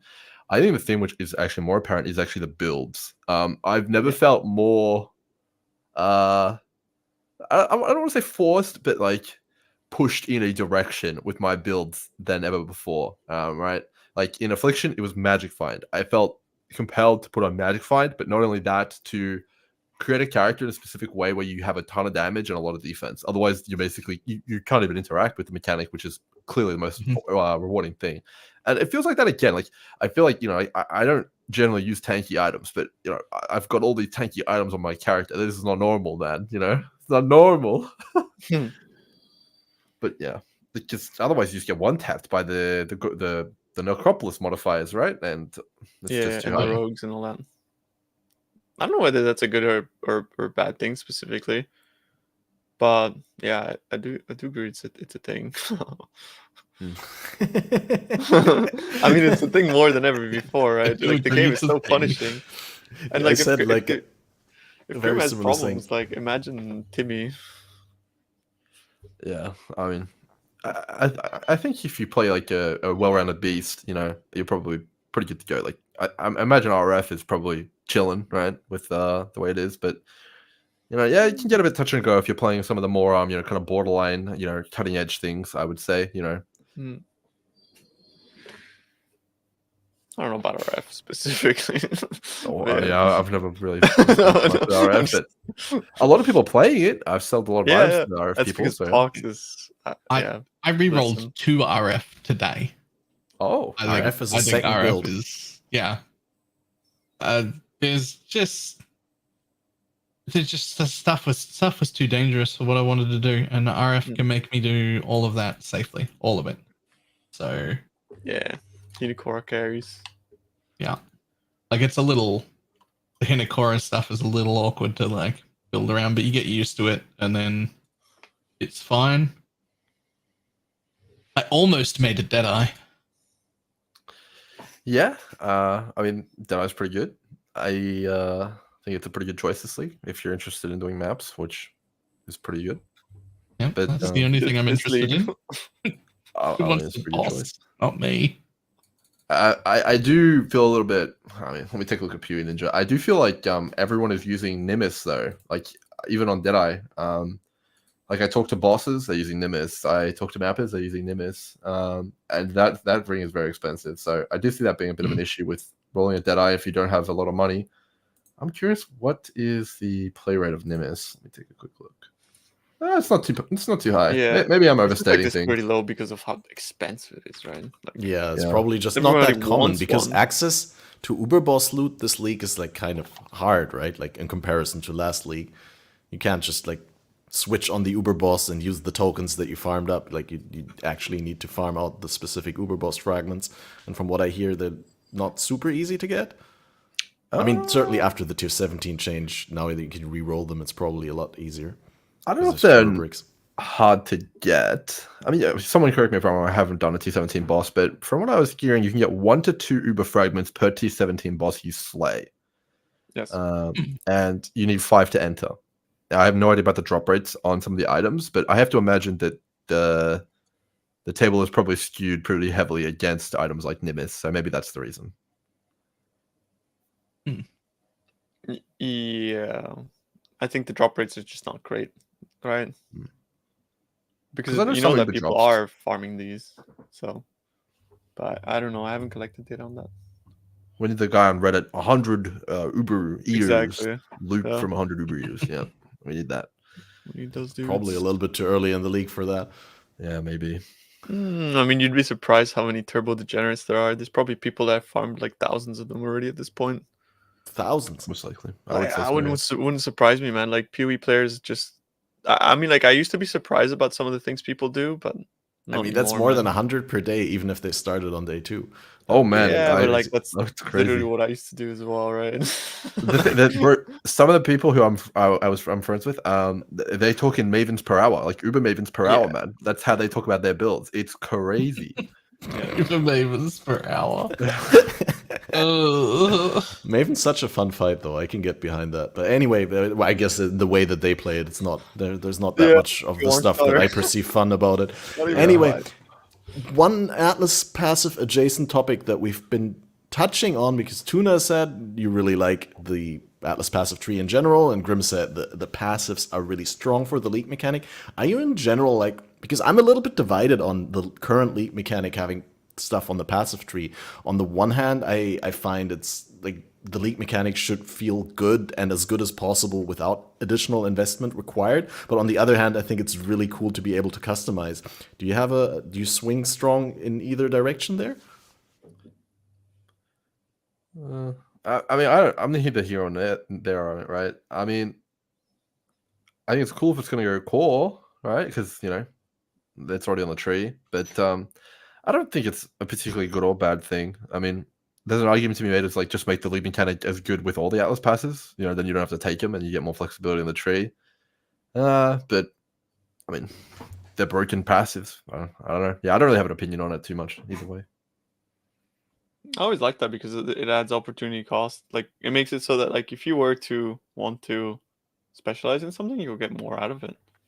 I think that's always a good thing, because then if you do spec into it, you could have spec into something else that if somebody doesn't want to engage in that mechanic or doesn't like it, then he doesn't specialize into it and just gets more out of the things that he does enjoy. I think that's player agency in a nutshell, and it's always a good thing. I think it only bothers me that there are 4 wheels in 4 separate corners of the Atlas. And that's really, really annoying because I want to spec into all of it. But if you spec into all of it, you're now super limited in what you can do with your tree. I love the idea, but I kind of wish there were like 2 or potentially even 4 still wheels, but they were all like in the middle where those masters used to be, like right at the beginning, and then if it was me doing it, I'd want it that you had to pick. I don't know if you can't really do that right now, but like you could make it so you can be like, you can pick these nodes, but it'll lock you out of them. You can pick these nodes, but it'll lock you out of them. And then because there's 2 sides right now, there's stuff in my map and stuff to craft with. Yeah, and so it would be cool to pick one of those things to spec into rather than have everything. And it would be even cooler if I didn't have to go to all 4 corners. But otherwise, I do really like it being on the tree. Well, I just feel like, obviously, like some leagues are a little bit better without investment, some are a little bit worse without investment, and at high Atlas tree investment they also vary a little bit. So, but there is a relatively balanced landscape of league mechanics. But the current day league mechanic, like the current theme of the league, in this case Necropolis, that's always supposed to be baseline the most rewarding thing that you can do in a league. We all agree on that, like as per our experience and as per like the design goal. That's how it should be. It should always be the best time that you can spend in your game, right? The current league mechanic. And so I feel like if investment in the Atlas tree makes it X% stronger, then you just almost feel forced to make that investment in the current league, because there's no real way around the league mechanic if it's the most rewarding aspect of the current gameplay. But yeah, again, like I agree. I'm divided. I kind of like it. I kind of don't like it. I'm not sure. Probably I'll have a better opinion in like a month from now. This league mechanic's a bit weird because I actually feel like we're playing 2 leagues at once. I don't feel like it's 1 league. It feels like 2. It feels like we're playing a juicing league and a crafting league at the same time. Oh, that's because we've just been used to those aspects not being both present in 1 league. But a good league should have those both, right? I mean, I do feel like they're very separate though, because I've engaged with both sides of it, and they don't feel like they are connected really at all. Because the Allflames, they drop globally, and you spec into those nodes, which are on one side of the tree, and you've got the devoted modifiers, which makes sense, and that's juicing up your maps. And the corpses are on the other side of the tree, which is the right-hand side of the tree, and that is like a completely different gameplay loop, because one of them wants you to do mega juiced up maps, put as much of it in you can, 10, 15, 20-minute maps. And the other side is like, okay, try and do a map every 2 or 3 minutes as fast as possible, get as many corpses per hour as you can, and then go spend some time in the Necropolis and make a mirror item, right? But isn't there this tiny amount of overlap where you can get like specific corpses from specific Allflames, like the grasping male ones? I mean, there is, yeah. I suppose that's true. Those are very rare, by the way. Those Allflames, they're really rare, very, very rare. Like, if you didn't buy them, you would not really be getting them consistently, I don't think, as a normal player. I think targeting those is a little bit like, it's just something that you put extra in your like 2-minute maps, right? Yeah, I agree. It's the same thing as Grim said. Like, you just want to run maps fast, but you just chuck the Allflame in there and then just hope that they drop. But I do like, so do you guys actually think that's a bad thing or a good thing? Because I felt like one of the good things about this league is that it sort of provided a little bit for everybody, provided a little bit for the juicers, provided a little bit for the crafters, and it also, like, in a way, provided a little bit for the economy trade andies. I think it's good, but I'm interested to see where they go from here. Because last league I was like, next, like, when I was playing Affliction, I was like, okay, next league's gonna be a stinker, right? It has to, because we're gonna come down from the loot high. But no, they doubled down. It's actually even more crazy than Affliction, in my opinion. And it's like, okay, well, in history, this has not gone well. It's had led to the Cataclysm, which is tons and tons of nerfs, which happened after Ritual League. So I'm like, okay, are we gonna have another Cataclysm? Because that was not particularly fun. Do you think they're like letting themselves go because they know that PoE2 is coming and that'll be like, Yeah, I was gonna ask. Maybe the design goal for the current league was already decided when they still didn't know that they were going to postpone the beta. I hope not. I hope not, but we'll see. No, I just feel like in general maybe they've just let the vision go a little bit, but yeah, I have to say that like Affliction was crazy, but it was super nice to play Affliction because I just never really had to trade for anything. Like it was just so beautiful. Like this like self-sustaining machine of being able to drop the scarabs you need, the rolling your own sextons, living in your own little ecosystem, and of course the rewards were completely busted and overtuned, but it just created like a really nice gameplay loop that for me is unfortunately like a little bit lacking this league because of the fact that there's such like high power locked behind such high rarity things that it just feels like you need for like your farming strategies to really pop. I think it's too early to say anything definitively, but maybe you're right. I think it even took 4 or 5 days for people to figure out the Affliction stuff for a solo play, right? Oh yeah, for sure. So I think we should give us more time, but yeah. I do feel like that's an inherent problem in how like the new scarab system is set, right? Because scarabs used to be like much less powerful and much more common, and they were just like kind of like a blanket. You just get like more of this, whereas now it's like kind of just like multipliers, right? They're just like insane multipliers, and they multiply each other, and they do all this crazy stuff that synergizes with both the passive skill tree, the scarabs, and all that sort of stuff, which is actually great. Like I love them, but you get into this like, yeah, as you said, in some cases, which I do agree, it's like in some cases it's crazier than Affliction, and I think that's by virtue of them essentially compiling and multiplying each other, and then multiplying the tree, and then multiplying like all of this kind of stuff, just really going a little bit out of control. And don't know. Yeah, I mean, yeah, it's gonna be interesting for sure. Yeah, so like back to the question that was posed, I think by you, Grimroll, like whether the league feels disjointed or stuff like that. Maybe they could have done it a little bit better to integrate the things with each other, but I'm definitely very happy that there is both like something that changes the way that item acquisition works, that has like crafting, and that there's some stuff that is in map. The only thing that's missing from the league, which is mitigated by the overall expansion, obviously, is there's no sort of endgame boss. There's no kind of big bad to work towards, but we got the tier 17s and the new system, how the Uber bosses are accessed, so that's great. But I think, like, generally speaking, a league should have that. What I also noticed, I think I said that last podcast already, I feel like the league doesn't have much of an own identity in terms of loot.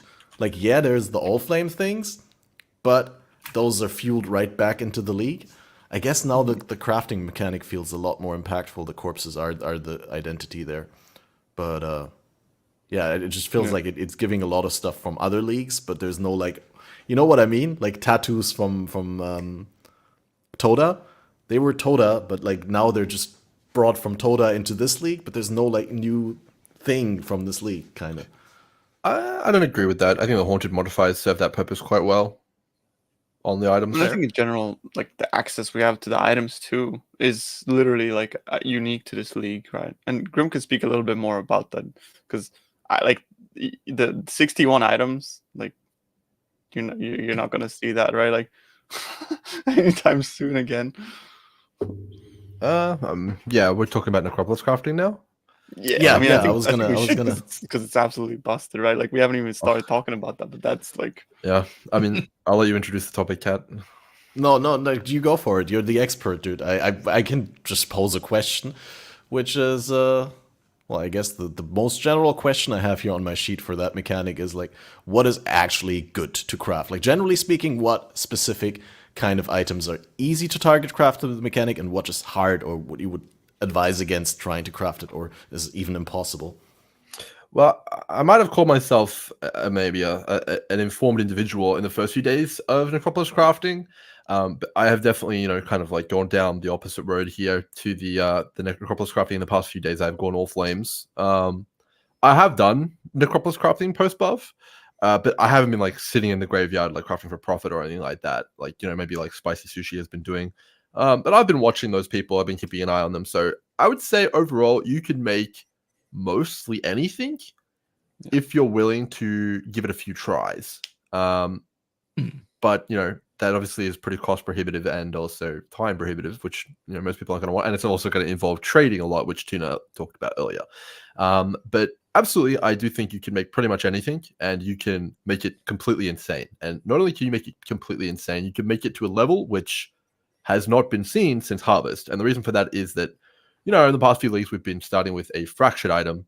And then we go from there with essences or whatever. But this gives you a clean item, which can then be synthesized or exalted or with one of the orbs, the influence orbs. So I would say the power level is firmly in the Harvest territory, if not. I mean, I hesitate to say exceeding it, but I think maybe. Well, absolutely. I mean, if you already feel like this in week 1, I mean, how did we feel about Harvest week 1? How did we feel about Recombinators week 1? Right? Like, isn't there a lot more potential unfolding later in the league? Oh, absolutely. I mean, it's ridiculous. The crafting is absolutely absurd. It's I didn't want to say it, but Tuna said it already. So yeah, I do think it's stronger than Harvest. Yeah, way more. Although, Kat, I think back in Harvest we were more naive as a player base, whereas now already, like at this point in the league, there's a graveyard planner, Path of Exile has a compute best selection, all this stuff. It's like we have grown beyond the naivety that we used to have in Harvest, and we're a community of predatory abusers now. Exactly, but that's also kind of like the fun thing about the game. But at the same time, like there's no more like, oh, we're gonna figure out some like crazy stuff in 2 weeks. Of course there will be like fringe cases where this does occur, and a lot of the time it's just a matter of like somebody bringing something to light, like, I mean, you guys know that frenzy charges are on gloves, right? And it's like you could just target it like that, like, and it's super easy, like. So it is a matter of people bringing certain things to light. But yeah, to go back to the specifics of crafting, there's nothing that you can't craft because of the tag system, right? And because of the way that the mechanic works, is that if something is untagged, people are like, oh, but you can't target it. Then of course you can target untagged things, because by virtue of there being tags on other things, that means that it has a tag, but its tag is untagged, meaning that if you reduce everything else, that thing is the only thing that can roll, therefore you can target it, right? But it does make it more difficult to craft when you want to be adding other things. But of course, it just takes a little bit more thought.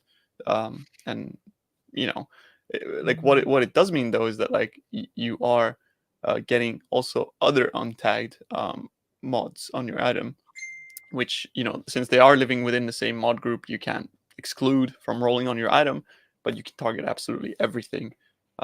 No matter what, like, because the mechanic is it's insane. Like the crafting is out of control. It's way better than Harvest, and people say like it's tedious. I have to go trade for 88 corpses or whatever. But the way that I like to like draw the parallel is like, was it easier for you to grind for a mirror or to like trade 88 corpses, right? Like, because you're basically creating a mirror item, and you're not only creating one of them, you're creating like 6, because you're duplicating that, and then that's duplicating again, and that's mirroring again. It's like, yeah, you're literally creating like 6 mirror items in like a couple hours of trading. It's busted. I think there's a few caveats to it. Just to add to what Tuna was saying, there are some items which are a lot harder to make than others. For example, if you wanted a +2 elemental bow, like with all hours, 2 ones, that is going to be very hard. Just there was things like this in Harvest as well. For example, with Harvest, you could not craft fizz weapons. It was just good luck. It was not going to happen. And there's definitely things like that with the crafting mechanic now. But it honestly may just be a matter of time before people figure out a way to get around it, because there's so much stuff that you can do in the garden, or whatever it's the Necropolis. It's basically a garden. Harvest League again. Yeah, I mean, Tuna's pretty much right. Garden. Yeah, I mean, this one's actually, don't follow this one. This one's not the one to follow. I'll send you a website to follow, actually. They can show people. It's amazing. It's amazing. As I said, like the community, like people are absolutely cracked. They're so cracked when it comes to tooling and this sort of stuff. I'll send you one right now. So you can show the boys.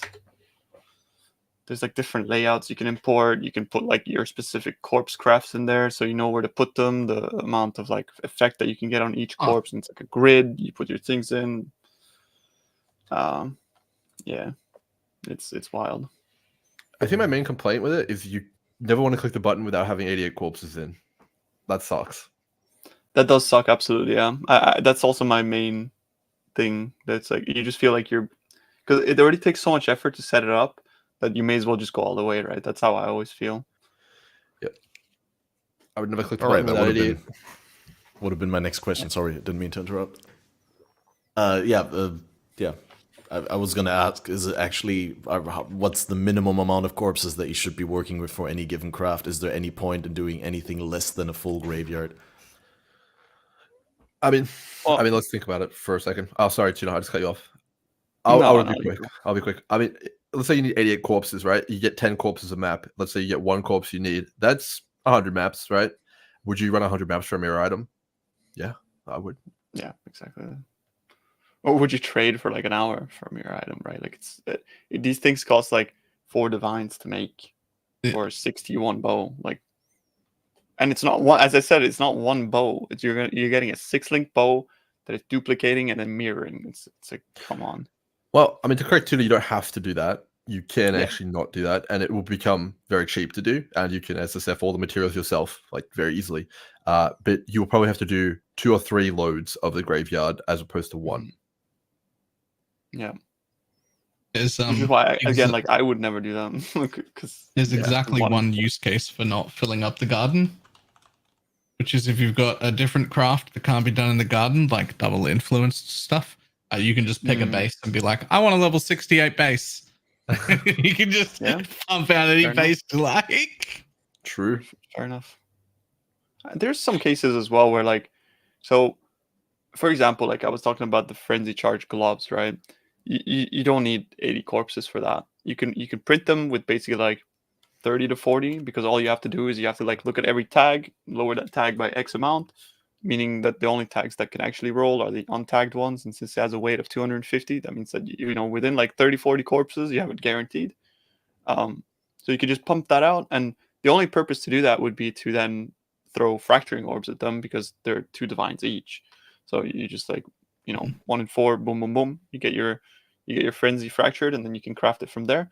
But of course, if you do actually want to craft a full pair within the mechanic, then you do have to go for the full 88, right? So if you want to go target like life and all this kind of stuff, but then that gets like really complicated because you're mixing in untagged things with tagged things, and so yeah, it's just a matter of like sitting in Path of Exile, understanding how the mechanic works, and playing around with the little buttons until like you look at the weights and all this kind of stuff, and you just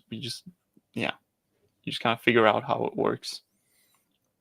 It might seem like daunting, but it's really not. It's like a mini game of its own. You just click the thing, you see it's like, oh, this now has a lesser chance to roll. I think the accessibility of the crafting is at an all-time low. Imagine a console player who does not look at any YouTube videos, any Reddit threads, or anything like that, trying to, you know, break something good with a mechanic, right? I mean, maybe you get there, maybe you don't. But I would wager that most people are just like, this thing sucks. It's similar to Harvest, and, you know, get rid of that. I mean, I think that was us on day one, right? We're just throwing in some corpses, and we're like, what is this? But then as soon as we like looked at the weights and stuff, it was like obvious. Yeah, I think it's definitely a mechanic you need to research before getting the value out of on the crafting side of it. Yeah, I agree with that. Like, but I think there's like a sort of almost dichotomy where it's the hardest crafting mechanic ever to get into if you don't have third-party material. But if you have third-party material, YouTube videos and stuff like that, I think for first week we have like now the most detailed and the most in-depth tools and informations available in regards to the mechanic. I mean, the community is really so driven to find out all these ins and outs and to share them. It's crazy. I think that's cool. PoE community is like really cool in that regard. We have so many talented devs and minds that are just like coming together, making some really cool stuff. It's one of the coolest things about PoE that you don't see very much with like every other game. But maybe I'm just like clueless because I'm so ingrained in this world that you know, in Path of Exile, that I don't see it very much elsewhere. But it's just, yeah, PoE's minds are in my opinion kind of next level. Yeah, I mean, I'm similar to you. I'm pretty happy with it, but I do worry that we might have a future which is similar to the one that World of Warcraft is going through, where the content is designed with installing add-ons into your client, which basically make the game easier. I feel like PoE is kind of going in that direction. It's like the game is designed around the people who make all these programs and to figure it out, right? Like, and without them, you know, it wouldn't really be really doable, which a lot of people maybe feel like that way in World of Warcraft. I don't know. It's food for thought, I guess. It's really bad for the casuals, right? At the end of the day, and I think there should be a world where those guys can coexist with the degenerates. But if we're going, like, if we're really going to where this is, you know, like I'm looking at this thing and it's like we're basically becoming one-to-one, like with tools. So everything is tool assisted, and everything is so the developers have to keep that in mind. Otherwise, the disparity, like it's just going to become bigger and bigger, and there's going to be such a big gap between people that know how to abuse the tools and people that don't, right? This is going to get wider and wider and wider as we progress. I don't know if there's any solution to that. Don't think there is. I also think they can't really dial it back too much because it's sort of part of the entire metagame that they're playing with the community and the creators. And like giving creators stuff to figure out and to share insights on is kind of important to the long-term health of the game, right? Yeah. Because if there was not a whole lot to get into and to explain, what are you going to make videos on, right? Like if the league is figured out like 2 days in. I think there's a sweet spot Absolutely. which you need to hit. And I think that the crafting maybe is not quite at that sweet spot, at least in my opinion, from a design perspective. But it's obviously OP, which is really good. But yeah, if you watch a video, it's pretty easy to get into.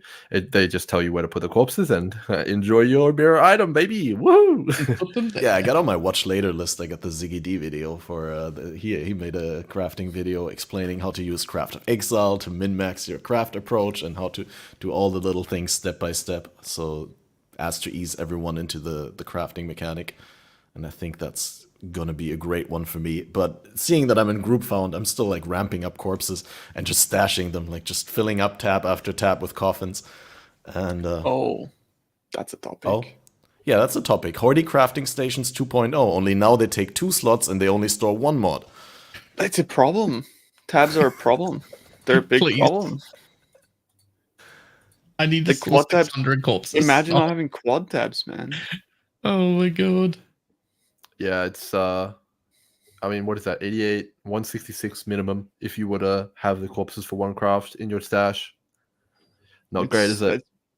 It's becoming such an advantage. Like I look at Elishar play and he has like 36 tabs, like, you know, and then like imagine, like even me, I only have like 8 dumb tabs, and I say only. That's crazy. That's a lot of tabs, man. But I like, use people that have like 30 tabs. are just printing. I don't know. I mean, man. I think it's item inflation, right? Like, yeah, it's massive. There's just so many items that drop now, and some of them they take up 2 slots. Why? I mean, weight. I get it thematically.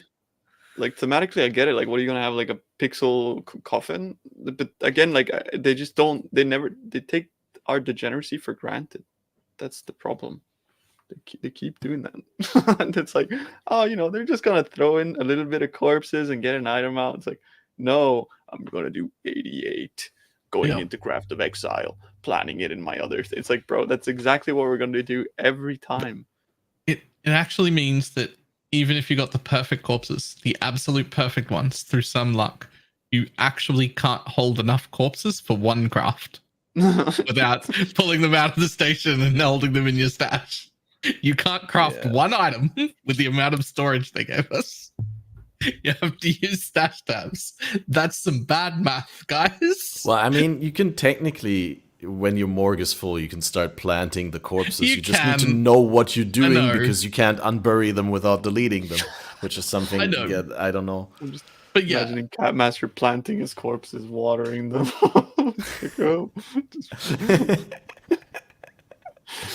It's the garden where we plant corpses.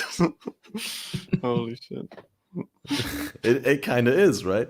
Right. Yeah, no, reminds me funny. of the quote by the Undertaker, like that I laughed at early in the league when he says the corpses are beginning to smell. Because that's the only thing that would happen if you planted them and watered them. True. Yeah, so like, what kind of changes would you still like to see to the league? Like, seeing that you said it's not quite in the right spot, is there anything that you'd like to see still, or do you think that that boat has sailed and it should just stay like this so that people can actually get used to it? I think any change they make now is going to make it either more OP, which I think okay, we need to settle down here on the power level, or it's going to make it weaker, which would really be bad. I don't think it should be made weaker because that would be really unfair. So I honestly think they should just leave it alone. I mean, maybe there's some QOL stuff which wouldn't affect the power level of the mechanic, but if you wanted to really fix it, I'd be like, okay, well, you need to take down the level of corpses so it's not 88. But then you need to increase the power of the crafts, and now all the videos are invalidated, and it's most likely going to be weaker. And I don't think they can change it. I think it probably shouldn't have been made quite this strong. They turned it up too hard, but that's gone. That's past. That's done now. Too late. We've got it. We're keeping it. Mm-hmm. I agree. Yeah, I mean, in hindsight, the power is a bit high, but I think they could absolutely, rather than like focusing on like, because like balancing is just gonna make it a lot of issues where the people that are like we're talking about these kinds of things, but these are not things that a lot of people are like probably like 80% of the community is not going to actually experience until maybe a week or two from now. So like if you change these things because of us, then so many people are just going to feel left out, and I think that's bad. So rather than focusing on that specifically, they should maybe focus more on like, who am I to say what they should focus on, right? But like the QL stuff, right? Of course, I think like some of the stuff that can definitely absolutely be improved is even just having like a bulk section for embers, Allflame's corpses on the trade website. That would be just great. Maybe reducing the size of the coffins themselves as well. That would be great. That would also add like a lot of extra power in a way, but at the same time, it would alleviate some of the issues that maybe some people might come across, which is, where am I going to store these things? Do I need to buy dump tabs? Which, by the way, if you are looking to buy dump tabs, they're on sale right now. So yeah, get them right now. GGG shill down with the shill. We just want our favorite game well funded, right? We want to secure the future development. But yeah, I think that's, rather than going like, oh shit, like they're dropping too many divines, nerf it, like, which I think they should have done, and they really tackled it within one day, so that's props to them. But they need to be careful about that, because especially like in the video that I posted about me like dropping divines, there's so much negativity of people be like, I never got it, it sucks, I quit, like, it's kind of like fair enough. I feel like this league, more than any league, it's FOMO league, and it's really strong to the point where like I generally don't ever care about anything, but I kind of feel in some aspects there's like a little bit of FOMO, because it's like I kind of want to try divination card farming, but I can't. And it's like, and then this new strat comes out, and all of a sudden Allflame Embers are like 3-4 times the price, and I'm trying to whisper people for them, and nobody replies because everybody's trying to do the same thing. It's like you go last night and you try to buy the anarchy things, and they just like doubled in price on TFT instantly. You whisper anybody for Vault Temples, nobody replied. The Vault Temples went from being 10C to being like 1 div within like 10 minutes. Like, it's like it's actually crazy. It is. Like, I've never experienced anything like it. Holy shit, man! It is loud. Everybody's like looking for the gold rush. It's just like a bunch of people like really fiending for that. And it's, in my opinion, like, this league is not a Necropolis league. It's FOMO league. Like, it's straight up insane. I've been feeling it from day one, honestly. I've been like, I was like, I'm gonna do my Legion, and then I got my friend in my call. He's just doing Essence and T6 maps, just making a mage bot on day 2. I'm like, huh? What am I doing Legion for, man? Exactly. Yeah. So yeah, it feels bad. And then you see the groupers just like headhunter. Like, and then you're just sitting there like, huh? And then you got Grim, like fractured items. It's like, and it's that thing with everything.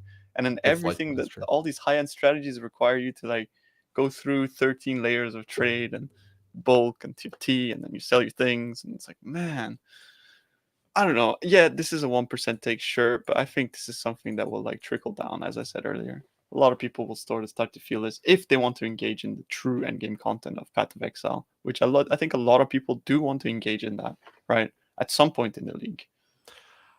I do think it also is a lack of information, right? Because there's quite a lot of carry combinations which are not included in juicing, which are like super duper profitable as well. I think if you do essence, for example, like I was saying before, it's like crazy money, right?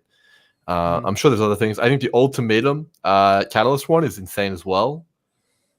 Beast farming, I'm pretty sure, is always good. Harvest is insane, by the way, as well. Yeah, harvest. Yeah, as well. Yeah, exactly. Yeah. I'm actually gonna be doing a bit of that because I'm just like sick of this super tradey stuff. So I'm like, you know what? I'll pick up some life force. I'll sell some life force. Yeah, I'm good. Just Minimally chill. related sidetrack. Have you guys farmed any betrayal? What's the Veil Orb drop rates? I've seen from some people they farmed like 10 Katarina and not gotten a single one, but that's like really small sample size. I've heard it's 1 in 5 or 1 in 4. That's what I've heard. Okay, Yeah, 1 in 4 was same. the one where I was like, that's what it should be at least when they announced. Friend told me 25%. Yeah. I'm actually too low. You think it's too low? I think it's definitely too low. I think it should be 50%. They're really, really expensive. Well, that's what I was gonna say. I checked the price yesterday, and they're like 400 to 500 C, which is like between 3 and 4 divs, right?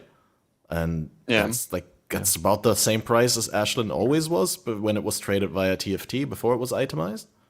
I think they were probably aiming for that though. Yeah, but the problem is they removed the Veiled Chaos Orb. Yeah, that's true. Which was like I know actually. Fair enough. Good point. Boy, you got one of the most powerful crafting mechanics ever to fill that gap in mid-tier crafting, right?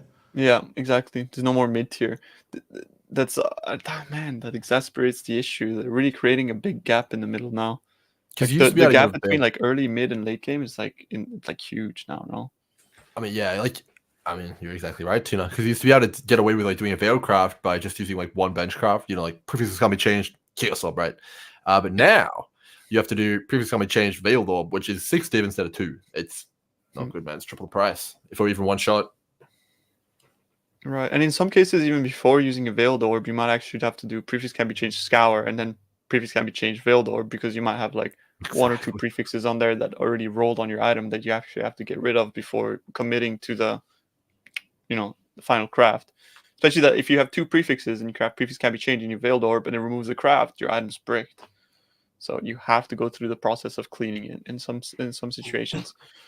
Yep. Oh boy.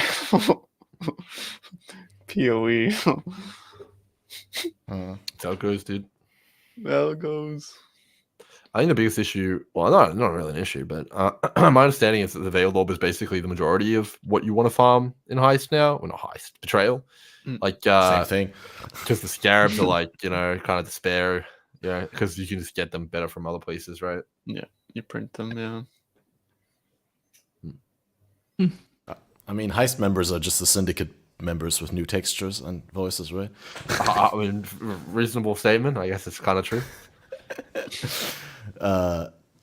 Okay, I just wanted to say to the power level of the league crafting, it's probably, honestly, now that I think about it, it's probably in the right spot if you want any like casual player to realistically to be able to craft a bunch of perfect or like really good items, because if they made it so that, like what I said earlier, I expected to see perfect 6 tier 1 items maybe later into the league, like 4, 5, 6 weeks. But if the best players, like the top end players, only obtained those items at that point in the league, then it would be impossible to get a single one of those for the casual player until the end of the league. So with that being figured out this early in the league, maybe some people can actually get into it, because I think that was also what sold Harvest to so many people, or that why so many people look back fondly on Harvest, was that it gave them a clear path to their dream item, and that anyone could like realistically work towards it. I think it's less fun than Harvest. Oh, you go, Balor. It was the point.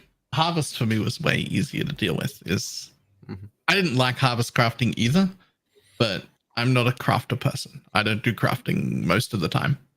And even I dealt with harvest crafting, which is like, I don't craft. And even I dealt with harvest crafting. I look at the graveyard and I'm just like, I'm out. Bye. I bulk sell all my corpses. I'm done. I don't want anything to do with it. So, seems like maybe it's, I don't know, little too. I actually have what that. The word is. I actually have that question here on my document as well. Sorry, I didn't mean to interrupt. Please. I was just gonna say, I feel like Harvest had like a nice middle ground where you could roll up and like get a pretty damn good item just by using the reforges, and Necropolis doesn't really have that. You know what I think the issue is that in Harvest you could have like a project, right? You could be like, I'm working on this item. You go on your Harvest, you go like, you do a couple crafts, and you're like, all right, put it back in the stash, continue doing some other thing. Whereas this league, it just feels like all or nothing. As you said earlier, why would you engage in a craft if you didn't have all 88 corpses, right? It just feels like you either have to go all in, make a mirror T item or whatever, like, you know, all these T1s, or what are you doing kind of thing. And that's what I think Harvest did pretty well, is that you could just have sort of like steps. You're kind of like always at a safe point, you know. It doesn't feel like you're done, or so you're kind of going through like little checkpoints, and that felt good. I think about Harvest that this league unfortunately doesn't have.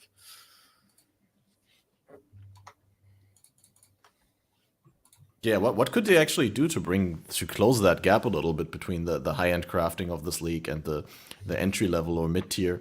Is there something, could they do like a bonus to? Sorry, give me Veiled Chaos Orbs back. Yeah. We called this before the league started. The Veiled Chaos Orbs weren't really that important for degenerates. Most of us were gonna Ashling slam. Items are too strong at that point. You need the Ashling rather than a Veiled Chaos Orb. Veiled Chaos Orb was a thing mostly used in low to mid tier crafting, and it disappeared. Yeah, that's. I do think the Fracturing Orb is nice that it's available though. So at least, yeah, you know, honorable mention for that one. I don't know if they actually need to do anything. You know, like when you poke a hornet's nest and they go bzzz and go all over the place, and then they slowly settle down again, and it's like, okay, it's normal again. I feel like we're very much in the bzzz phase.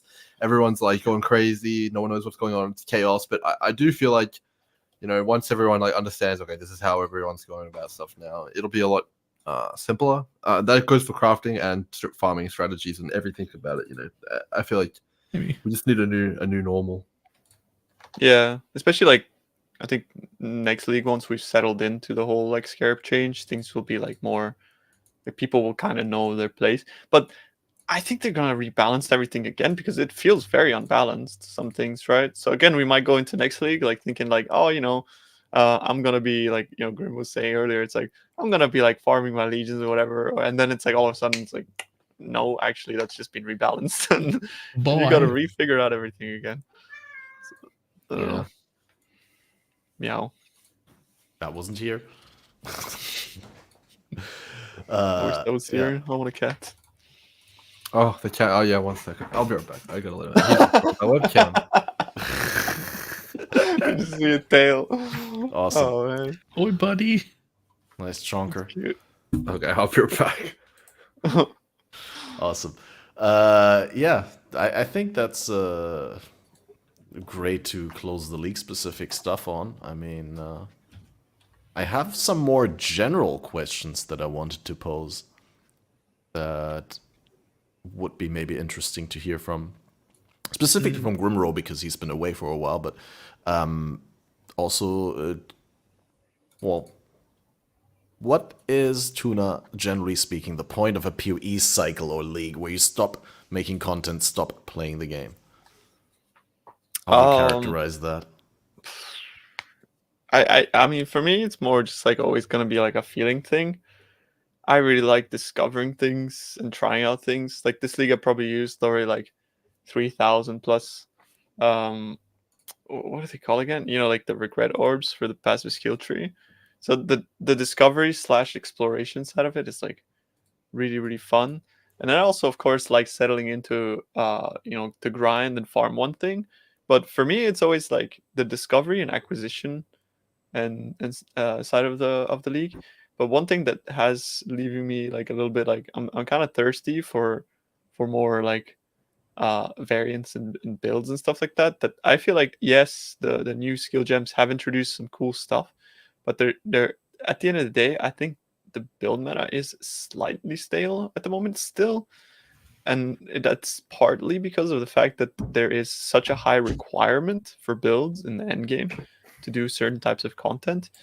But yeah, I mean, this might be like a very like clueless take, because there has been quite a lot of new stuff popping up, but I think there still has been like less than I wish there were, because at the end of the day, we kind of are still playing like, you got the bows, you got the SRS, you got the like the like this and that, but like there has been like a cool like few cool builds that have popped up, but I feel like maybe like the requirements on builds has gone to the point where a lot of the unloved skills, let's say, are just like kind of struggling. So for me, like that usually is the exploration side. Once it gets to the later point of the league is when I just try out new builds, but since the requirements have been very high, and this was exasperated last league with MF, right? Because if it didn't fit MF, then it was a bad build last league. This league, it's not as much of an issue, so it's going to be like definitely a lot more variety in the end game, and I'm looking forward to that. But yeah, I mean, for me, I just play and make content until basically I'm bored, and I'm bored when that exploration / intrigue kind of like falters, I would say. Sorry, that was a very long-winded answer. It was a good one. Would you align with that, Balor, Grimroll? Or do you have like other jumping off points where you're like, if something else tempts my interest, for example? What was the question? Oh yeah, sorry. I assumed that with the wireless headphones you were listening. What's your usual jumping off point in a PoE league / cycle where you stop making content or playing the game yourself? I'm not really sure. It kind of just happens, like with every game that I play. It's kind of like you just don't log on one day. You know what I mean? Yeah, just a feeling thing, basically. What Tuna said. Yep. Mine sometimes lasts a little longer than that, and it'll be like, oh, I got that feeling already, and then I'm like waiting for another game launch to start. Yeah. Sometimes you do your SSF restarts, right? Yeah. Between that. I'm gonna do private league, by the way, for anybody that's interested. I've been doing one every league. Yeah. So if you guys want to join at all, when is that coming league up? I mean, it's usually like when people get bored of trade leagues, so about like 1.5, 2 months in, I think is always a good point. Like around when Gauntlet usually is, right? And so yeah, around that time. And then we just get the boys together, and it's like a group self-found / communism league. So if you're interested in that sort of stuff, join us for Mazal.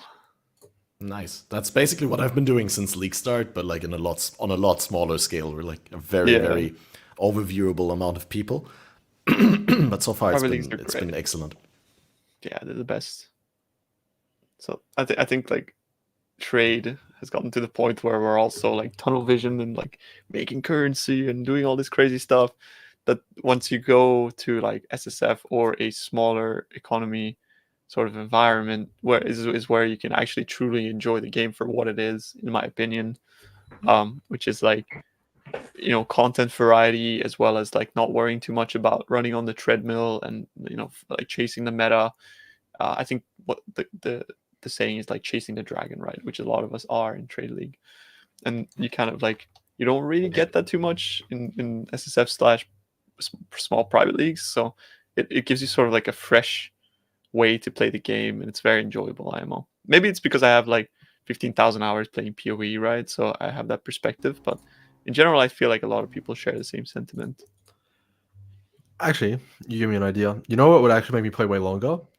And I really hope they do in the future. Now we seem to be under a new direction here. Is if they've been doing a good job with the Atlas and the mechanics and the Scarabry work and sorts of stuff like that. But if they could go into their archive and pick out fan favorite builds and bring them back like to the state they were, or even like to a competitive state, oh boy, I would get jiggly jazzed. Like if I could go back and play some of these like fan favorite builds, because I don't know, man. Exactly. I felt like pretty kind of like limited on what I could play this league to like really go fast and stuff like that. But man, imagine if they brought back Warb or like full powered Blade Vortex, like which was not slow, or maybe like cock discharge with like the shield charge interaction where you could shield charge and you go bang, bang, bang. That was so awesome. So like a kind of opposite direction game design approach to what they're doing right now, where they're like, oh, we're just gonna give the people a bunch of tools, a bunch of new skills, a bunch of new items, and they figure out what's the strongest. And you mean like reverse engineer that by looking at old builds and archetypes and bringing them back into the current meta by giving them new options to play with? I don't know if they have to be. I mean, maybe. I'm not sure. I don't know. I have a lot of old favorites, which I'm like, I feel like I could play that again, but I feel like there's no way, right? I wish I could play it, but it just doesn't hold up anymore. And I feel like the options are not even. They're actually getting fewer and fewer, for me at least. I don't know. Is that because the actual options are getting fewer in terms of the balance state of the game, or is that just because your expectations and your requirements to what a good build is consistently go up every league? Maybe it's a bit of both. I'm not really sure. I mean, there's definitely a lot of new cool stuff which has been created this league. Like I saw the Jungro and Armageddon brand, thing, which looked pretty cool. But yeah, I'm not really sure. And the Archmage stuff could be really good as well. Maybe we just need to give it some time. But yeah, I feel like, especially in the mapping department, imagine if they brought back Cyclone, man. Can you imagine how hyped that would be? Legion Cyclone, please. It's the only melee build I've enjoyed. I'll play it again. Actually, honestly, lines up with what I said as well when you were AFK, Grim. Sorry, God. Go. That's all I wanted to say. Oh no, I just wanted to reiterate my point of like them doing the other approach, because it's historically been, if a build from like 2 years ago or 3 years ago has a revival in the current league, then it's because they threw some tools in and it just randomly, organically happened without the intention. And like maybe it would be actually cool if they had some sort of intention to bring back past builds. But there was another point that I wanted to bring up, because I didn't just want to repeat what I said previously, but now I missed it. I'm so sorry. Not your fault, Balor. Did you have any sort of ideas on that? Do you have any things where you're like, that's something that they could do in order to keep me playing longer? I don't think that I want to be kept playing longer. Yeah, true. You already play a shit ton. I've already got a problem. There's already PoE, soon to be PoE 2, Last Epoch, Torchlight. I'm really enjoying the, I don't know what you call them, Bullet Hell games or Bullet Heaven games that I'm trying to enjoy on the side. There's already too much, man. Don't try. PoE 1 already has my attention for like 2 out of the 3 month cycle, almost exclusive. It's already monopolizing too much time. It doesn't need more. I love it. I love being busy. I love it too. I'm not a be shitter game so that I leave quicker. But like at the same time, I don't like. There's also other things that I could do, and if you get too much more, I won't have time to do anything else. So yeah, I'm under like on the side of like if I could breathe in PoE, I would. So I would just want them to just make me play longer all the time. Like this game is just too good. Yeah, I mean, I think it's interesting though. I like, because I don't know if anyone knows, but like I played last league as a non-content creator. I took it off, right? I was playing Affliction just as one of us, but I didn't play any less or more than I did as a content creator. I think it really just does boil down to what you're interested in the game, and some people have different play times based on that, right? Like if you're someone who really enjoys cooking a lot of different builds, then you'll play probably longer than someone who is interested in the economy, because the economy generally runs its course for the most part in 2 or 3 weeks. Yeah, I was gonna say a month. By the time you're a month in, I stopped making filter updates. That's how I know. Yeah, like up until now, I've updated all of my loot filters and all of my strictnesses because I share them at least once a day, if not 2 or 3 times a day. I'm on like I was like making my filter yesterday for the fractured item things, and I'm on iteration 20 of my filter. So yeah, it's crazy. Oh. But once you're a month into a league, unless something major happens, those filters are done for the league. I think they don't need another update. Yeah. Right. I like So making filters. It's fun. It's a fun aspect. I don't like making filters every league. I've been kind of defaulting to just using Balors. Because I'm lazy. But nah, this league, I mean, I'm SSF, so I kind of want to make my own situationally. But I'm very aware that we crossed the 2-hour mark, so we should be rounding things off relatively soon. But I would like to pose like one more thought experiment, and then I have a specific question for Grimroll, which has already been half answered, so it shouldn't take too long. But with the benefit of hindsight, which is the one league start that you'd like to get a do-over on? Like either the original league or with a simple fix implemented, both from the point of view as a content creator versus PoE player. Like, for example, like I'd like to do Sentinel with knowing how the crafting works so that I could directly make insane items week 1 and get ahead of the economy. Or for example, what you could also say is I'd like to play Ultimatum on launch, but then without the launch problems with the loading zones, because we never got to see how that league start would have been without that. Something like that. Is there any league that you look fondly back on where you're like, man, that one league start again? Is the question that I can go back and relive it, or is it I can play that actual league right now as I am now? Which one would you prefer? I mean, if I could go back in time, I would just pick my first league ever playing PoE because it was the Wild Wild West where I have no idea what I was doing. I think it was the most fun. Okay, so with your own knowledge reset, right? Okay. No, the caveat of the question started with the benefit of hindsight. So, like, I appreciate that, yeah. But like, the idea was that with what you know now. Harvest League. It's Harvest for me. I don't think I want to redo any league. Same, actually, because for me the fun is like great leagues, right? There's been great league starts that I've had like the best time in. I already did that one. Yeah. It's done now. If you can't reset my knowledge at the same time, I don't need to restart another league. Again, like I already did that one. I don't agree with that. Think of Classic WoW. I think there is leagues where it's like, that was the best. I want to do it again. Yeah, but Classic WoW worked because it's like 15 years old. I guess. Yeah. I guess also PoE is pretty old. Pretty fucking old. But yeah, I feel like that lives in a different world, Classic WoW, though, because the thing that made it great was the community side of things. With PoE, it's always about the knowledge, right?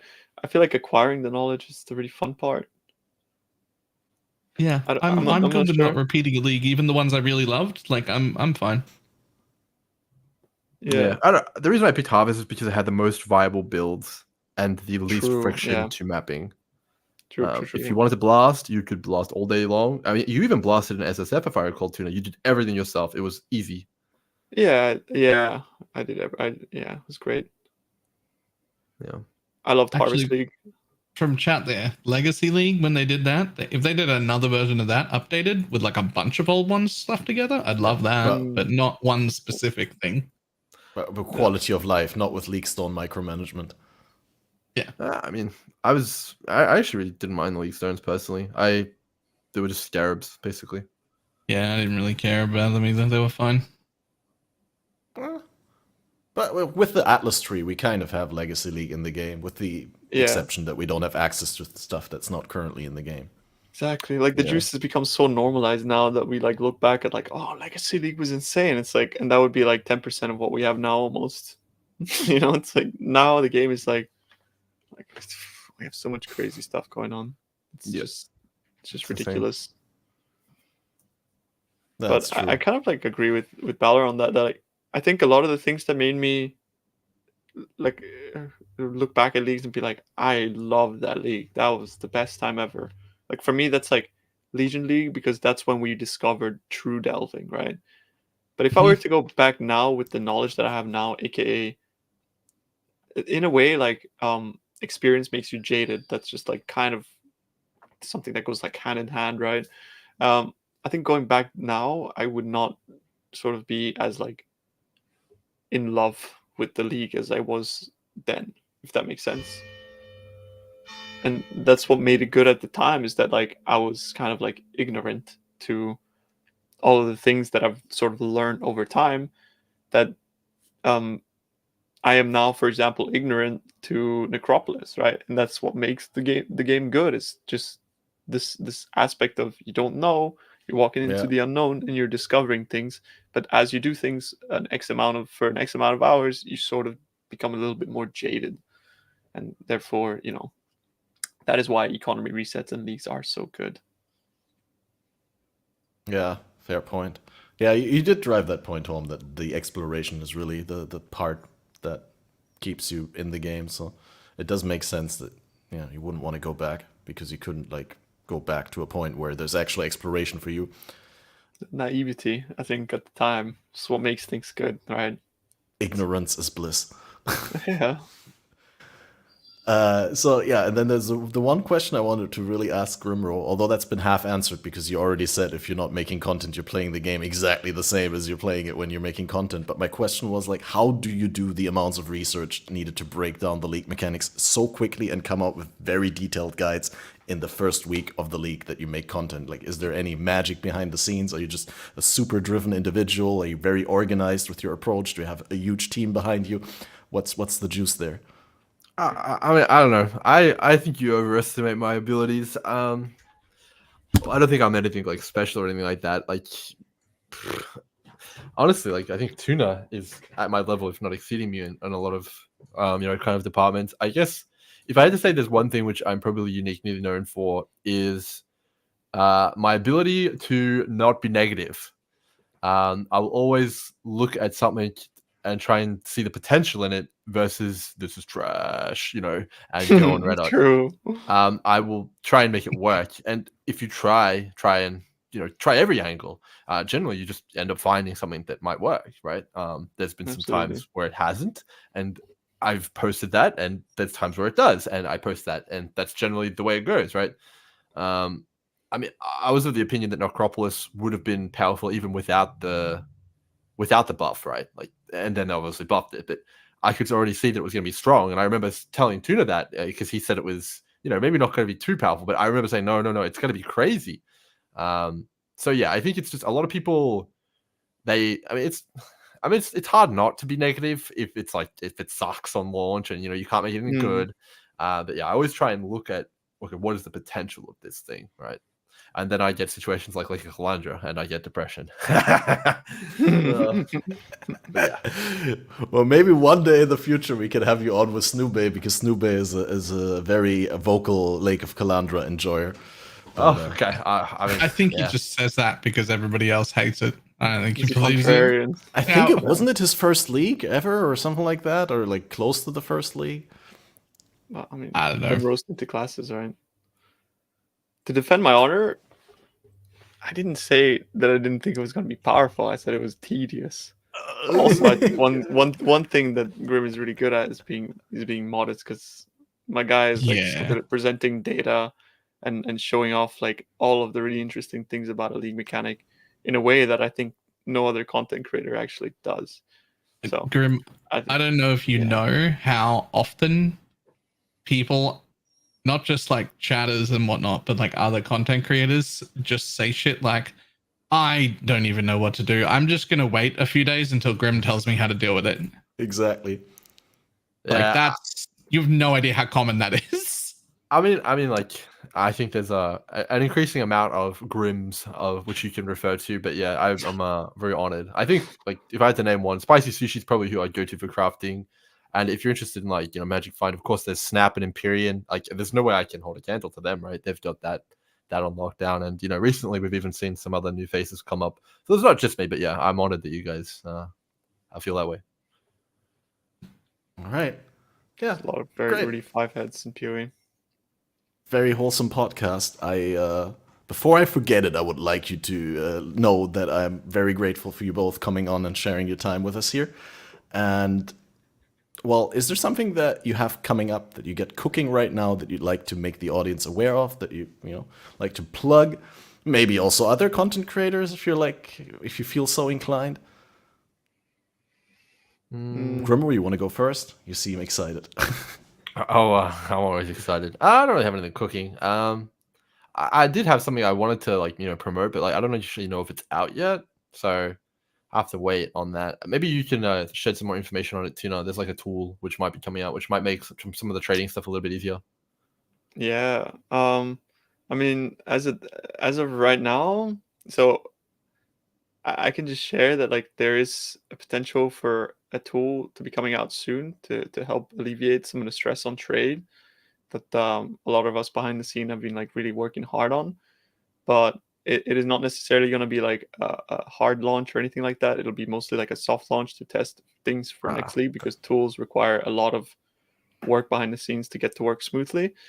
And but we're quite close on that. It's just a matter of testing that stuff out. So in regards to really telling you guys more information about that, I don't think I'm really the one that should be doing that right now. But yeah, know that something is coming, and a lot of us have put a lot of time into it, and hopefully it should alleviate some of those issues. But yeah. Yeah, that's all we got, guys. Sounds very exciting. I can't wait to learn more about it. I wish I could tell you, I've been holding on to this for months and months, right? But sometimes you just gotta wait for the right time. Do you know what I mean? Yep. I'll see whether I can extract some more details after I press the end stream button. Yeah. Don't tell me. I'll tell everyone. Yeah, no, that's for me. I guess we'll have to wait on my big announcement. Well, not mine, but something I'm excited about. Okay. Balor, do you got anything that you... I got nothing. Really? I'm trying to make Righteous Fire good now. Well, good. Basically, I'm copying Pox, but adding 200% area to it so that I can blast. That's... Yo, send Bob. You can get a synth item really easy this time, so that's pretty good, right? You can explode. You don't need MF on your build, bro. That's the most liberating thing ever. I'm putting on Aventers and Boots because they're so low value, but just one Venters and Boots. That's it. I don't need any more Quan gear. Fair enough. They're just too easy to fit in, man. I know. Two huge value items for nothing. I'm not doing any more Quant than that. That's it. One ring, one Boots. That's it. I don't know if it skills Scarabs. The Quant. I don't think it does. Rarity does. Does it? Oh god, this is a whole conversation we could have for another hour. I'm not sure. Someone needs to do some tests. Not me though. Yeah. Well, I got a little something. I also want to do a shout out in the spirit of praising and promoting our PoE peers. Ventura just made a really good video on the Spectre mechanic for Detonate Dead. Why I bring this up is because I rushed out a really quick 4-minute video in the beginning of the league, letting everyone know that meat sacks can now be desecrated, and meat sacks have a little bit higher base life than Kitava Heralds, which are the best act Spectre for DD to bring into maps. Just want to quickly clarify 2 or 3 things. You definitely can add each monster once to your corpse table, just because everyone is playing DD this league, so I feel like I need to point this out. So you should always fill your Spectre limit with different high life Spectres, and you can go up to 11 with the new Spectre special tech, right? It's crazy, but you can get a lot of Spectres. And you don't need the Raise Spectre gem afterwards, can throw it away, but you need to once bring them into your corpse table. From the acts, there are some really good monsters, Kitava Heralds, Alpha, Gorgol, and Cave Stalker, and so on. There is a list out there. I'm going to link it in the chat down below. But what I wanted to say is I made it sound like meat sacks were really good, and they are good, but they're not that much better than Kitava Heralds. They're just 10% better than Kitava Heralds, and there's still better ones in tier 17s. So eventually you want to upgrade and get as many as possible different high life Spectres to bring into the Desecrate table of your map. In tier 17s, some go up to 440%, and in Trade League, you can trade Monster Corpse access in global/6666. Just to be very clear, nothing wrong with just summoning 5 different high life act Spectres. You'll be fine until tier 16 maps. You don't have to worry about meat sacks. You don't have to worry about tier 17s. No problem. And if you want to learn more, check out Ventura's in-depth explanation video. It's really good, and I'll link it down below. That's all I got. Grimroll is a fantastic content creator. Definitely shout out to him. Yeah. If you don't mind, I'd like to shout out a friend of mine, Captain Garbage, who Absolutely. I just basically got onto the Macroll team, who's a very talented individual who's not actually a content creator and doesn't plan to be, but I think like his passion is really like shown in the guide that he wrote and that I helped him like sort of like put on the website. And I just want to give him a little bit of vote of confidence because I think he's really talented and the guide has helped so many people. And if you see like from this league start, there was like 10% of I don't actually know the number. I don't want to be like saying something too much, but like there's 10% of people playing Trickster right now and 33% of them are playing Exsanguinate Miner, and the amount of like positive feedback from that is, you know, been very high, and that's like his creation. So thanks to him and his guide, I think a lot of people are enjoying the game. So shout out to Captain Garbage, and of course shout out to the, you know, all the other boys at Macroll as well for putting in the effort to like provide all the tools as well as like all the guides and stuff that I think like have had like quite a positive impact on a lot of people in that are like learning the game and that kind of stuff. But I don't want to get into like a sort of like a hashtag ad thing. I just genuinely think that like there's some pretty talented people in the community, and I'm glad to be a part of it. I have no idea who that is, but I have to say that's a fantastic name to have. Captain Garbage. Captain Garbage. That's so good. He's great. It's kind of like Captain Lance, but then with that little bit of like, you know, coolness, that understatement, right? When I was talking about him, a lot of people were like, "Yo, why are you slandering Captain Lance?" I'm like, it's not. It's Captain Garbage. Captain Lance is the only one allowed to be captain. Yeah, he's the cap. Right. Yeah. Great. Send me a link to Captain Garbage. I'll put it in the description as well. I want to make sure that we link everything that we shout out, because, you know, some things are not that easy to spell and some people are not native English speakers or listeners. So I always want to make sure that I link everything down below. Once again, thank you for coming on and taking time out of your day. And by extension, a huge thank you to all the creators who do that and to repeatedly make appearances on this podcast, add value to the episodes for the audience. And, well, I have to say it like it is, FATED couldn't be what it is if it wasn't for the continuous support from the community, from the content creators and the audience. So thanks for that, everyone. And if you've missed the beginning of the episode, this is always available in full on my YouTube, on Spotify later, and on all podcast platforms as audio. And we got another episode coming up. See, this is the part where I scramble because I'm not prepared to read that out just yet, so I need to go back into my backlog of information. And we got an episode coming up with Gazzy TV, longtime repeated guest, but hasn't been on the show for a little bit, and first time appearance of Tripolar Bear on Saturday, 13th of April, 11 p.m. GMT. PM GMT, not AM like this one, so 12 hours later than this one. Relatively speaking. I'll update the countdown on Linktree/FATED podcast. You can click yourself there and find a countdown timer. And with that said, this is the end of the episode.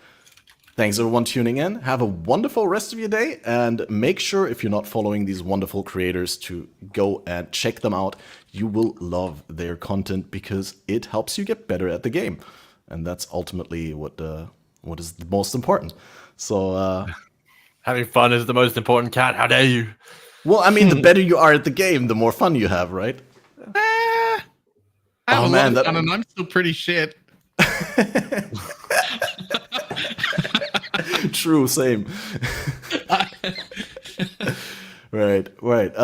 Yeah, no, there was another. I'm just gonna say the statement, but we're not gonna discuss it. But there was sentiment that I saw somewhere where someone said more loot equals more fun, equals more player retention, equals more builds, equals more MTX sales and company success. But that would be an entire thing to get into, because I'm not sure whether more loot is necessarily better for the game. But hey, we'll discuss that in a future episode. So once again, thanks everyone, and we'll see you for the next one on the next Saturday. Bye-bye. I know a lot of people want to send blankets or water. Just send your cash.